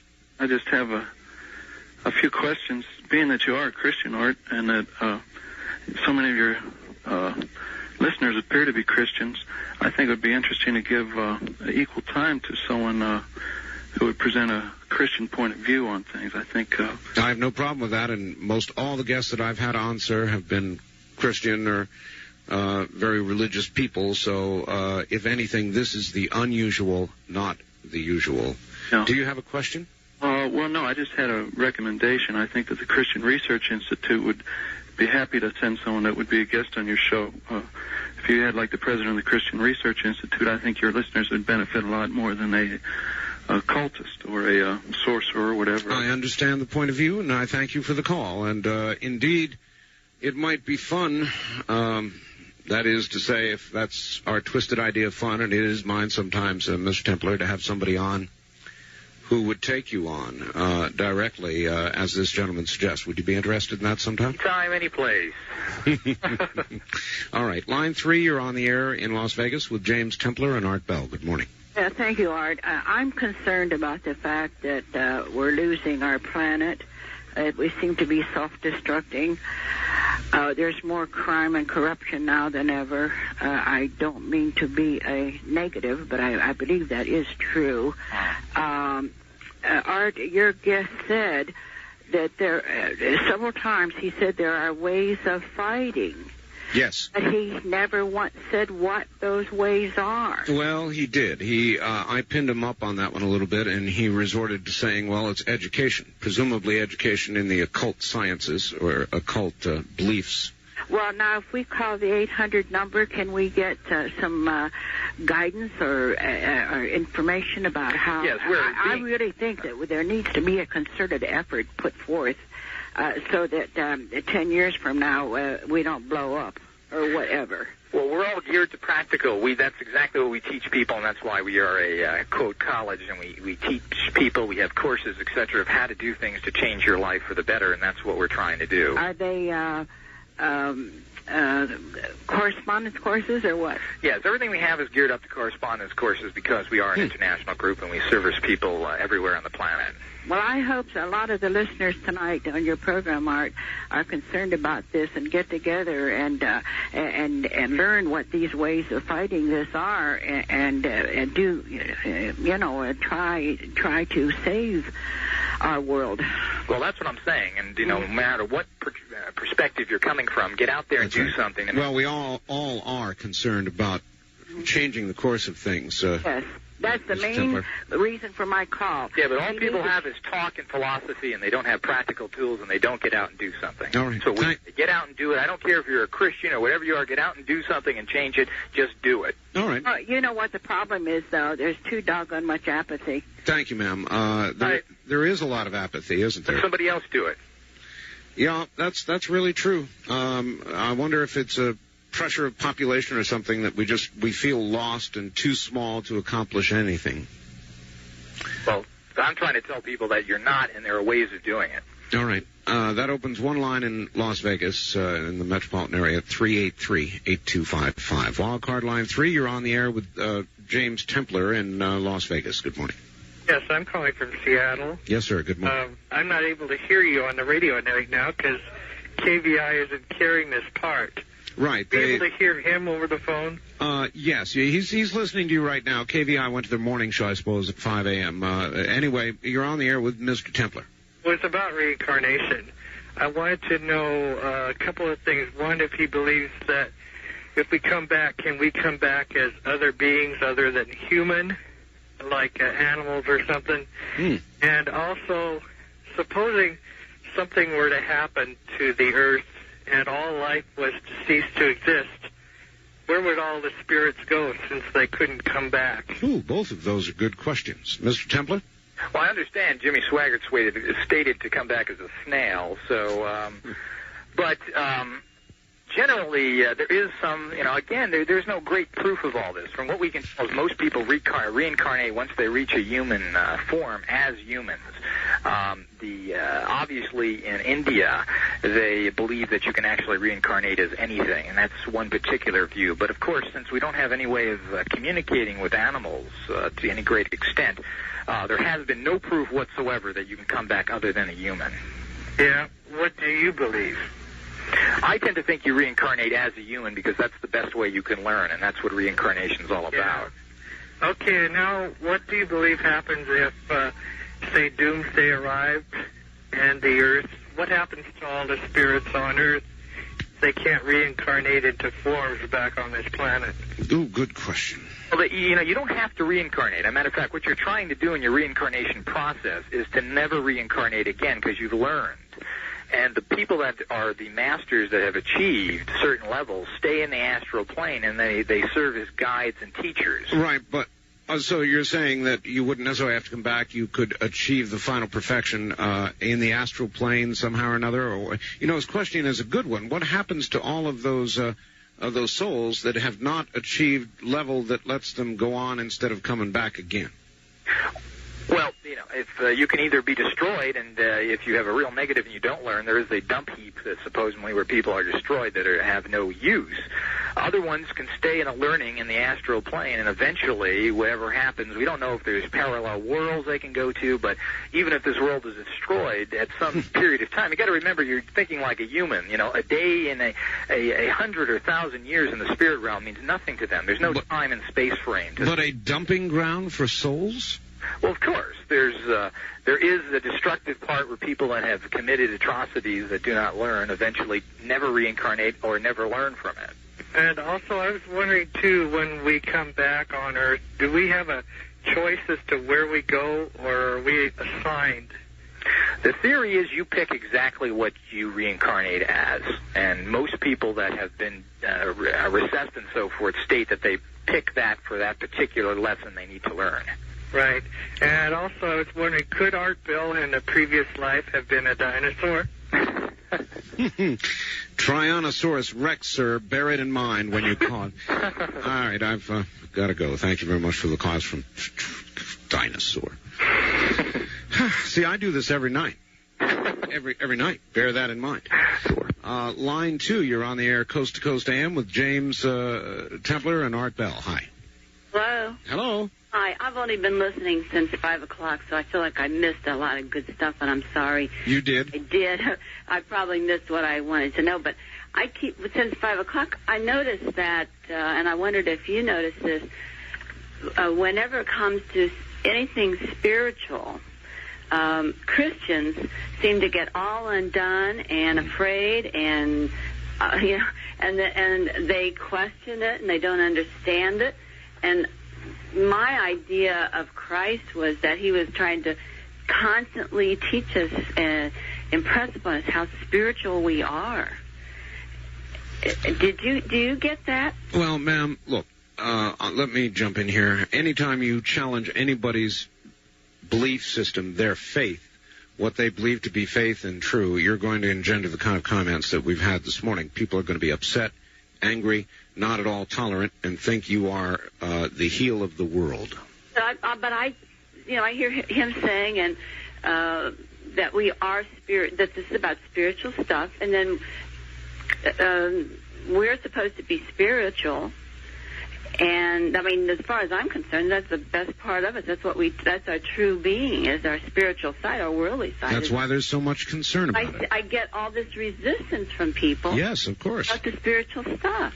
That's because we're questioning some part of their belief system, or he is of theirs, one way or the other. They're challenging each other, and they're at odds. So. I'm sorry I missed. I feel like... Well, I'm sorry you did, too. You can get a copy of this show, and I'll tell you how in a moment. Thank you very much for the call. It's area code, if you want a copy of the show. Area code 702-873-3821. 702, the area code, 873-3821. Wildcard line 3, you're on the air in Las Vegas with James Templer. Hello, I'm excited. Where are you? Morro Bay, Art. Morro Bay, And do you have a question, sir? And I send good vibrations out to you, my friend. Okay. And I wish you to return those to me, hopefully, with hope and faith. The man is, may I talk to Mr. Trembler? I am here. Hi. Hello. I'm very interested. I'll be calling your number. I've had some experiences. What happens when you keep running into people that you don't want to run into, and you know invariably the more you try to avoid them, this may be in a town, okay, you run into them? Well, in occult terminology, they call that as a cross condition, which means you're somehow you have this negative energy hanging around you, and you have to release it. Yes. Because you draw these people to you, and yes. there are certain people like that. Yes. That you can be in a restaurant somewhere, and if a nut comes in, he'll come right up to you every place. That's what happened to me, my friend. And I personally even went through some of these problems, and you can clean yourself out. And this is part of this energy thing that we don't quite understand. And what you try in occult practice is to repeat in the positive aspect that person that makes money, as I stated before. So there's something hanging around you that draws people in. Otherwise, sir, I'm afraid the term for it that many have used over the years is bad vibes. I've got to go. But that really is correct, isn't it? That's right. That's pretty much the slang. Hold on just one moment. We'll be right back.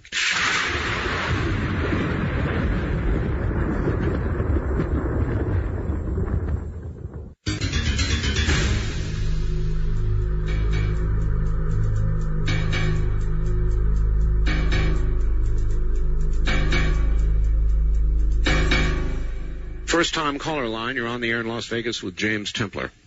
Can I give a rebuttal? I had called, the first time ever. I listened to you for years. Yes, sir. Yes, sir. Okay, if you get it in quickly, because we're almost out of time here. Okay, well, I always hear Christians referred to about the religious bigots and the Jimmy Swaggart type, but I just want to say there's thousands that go out and feed hungry people and help people get off drugs.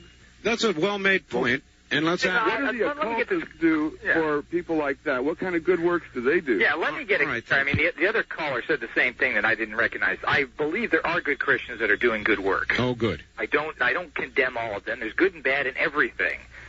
Just don't shove it down my throat, and I support their freedom to operate as much as possible. All right. Well, that's not quite peace pipe, but it's close anyway. Line 3, you're on the air. Good morning. Yes, good morning, Art. I wanted to ask your guest, does he feel that the Bible personally has been edited down as far as attaining the greatest control measures in this document? Only 120 times since 1900. Yeah. So God knows how many before that. My roommate personally believes there's been so much forgery in it also. And that's about it, Art. I wanted to ask his opinion on that. All right. Well, you did. Thank you very much for the call. Line 1, you're on the air in Las Vegas with James Templer. Serbians of Yugoslavia are atheistic communists. They are not Christians. Oh, my. Oh, God. Thank you. Out of state from Jackie Goss Plaza Hotel, you're on the air with James Templer and Art Bell. Hi. Hello? Am I on now? Yes, you are. Is this Art? Yes, it is. Okay, I can barely get you on my radio. I'm in Northern California, Greenview, California. Okay, well, you're on with James Templer as well, and very little time. What's going on? To you 4 years ago when my little dog was poisoned. Oh, yes, I recall. Okay, I've been through a lot since then, but something really fantastic happened. You suggested on many of your callers following that I get another one. I was afraid to because I was afraid the same thing would happen. Right. 2 weeks later, I had a dream about her breed and a puppy, and I'd never seen a puppy of her breed before. Yes. And through long-distance phone calls to the Association for her breed, I located one, got one, and the strangest thing, she does really unusual things that the other one that was poisoned did. But at the very least, the same thing has not happened, has it, ma'am? Beg your pardon? The same thing has not happened, has it? Well, she was poisoned, but... No, your new dog. Yes, but I got her to a different vet who wasn't related to the people that were behind it, and he saved her. But she did something so fantastic. Oh, well, she's still alive then. Yes, the second one is still alive. All right, I'm sorry. We're flat out of time. Mr. Templer, it's been a pleasure having you on, even though we disagree greatly about many things. It's nevertheless been informative and riveting. And your 800 number, if they want to know more about your organization, is 1-800-395-4467, right? Yes, it is. And thanks for having me on, and I welcome coming on again. We'll do it again sometime, Mr. Templer. It's been something else. Have a good morning. You take care, Art. Right. He's a real trooper for sticking it out with us this way. Thank you all. It has been yet another wonderful week of talk radio. I've enjoyed it thoroughly. We'll be back to do yet a little bit more of it Monday night, Tuesday morning at 1 a.m. We do that between Monday night, Tuesday morning, and Friday night, Saturday morning. Thank you. Have good thoughts, everybody. Good vibes, if you will.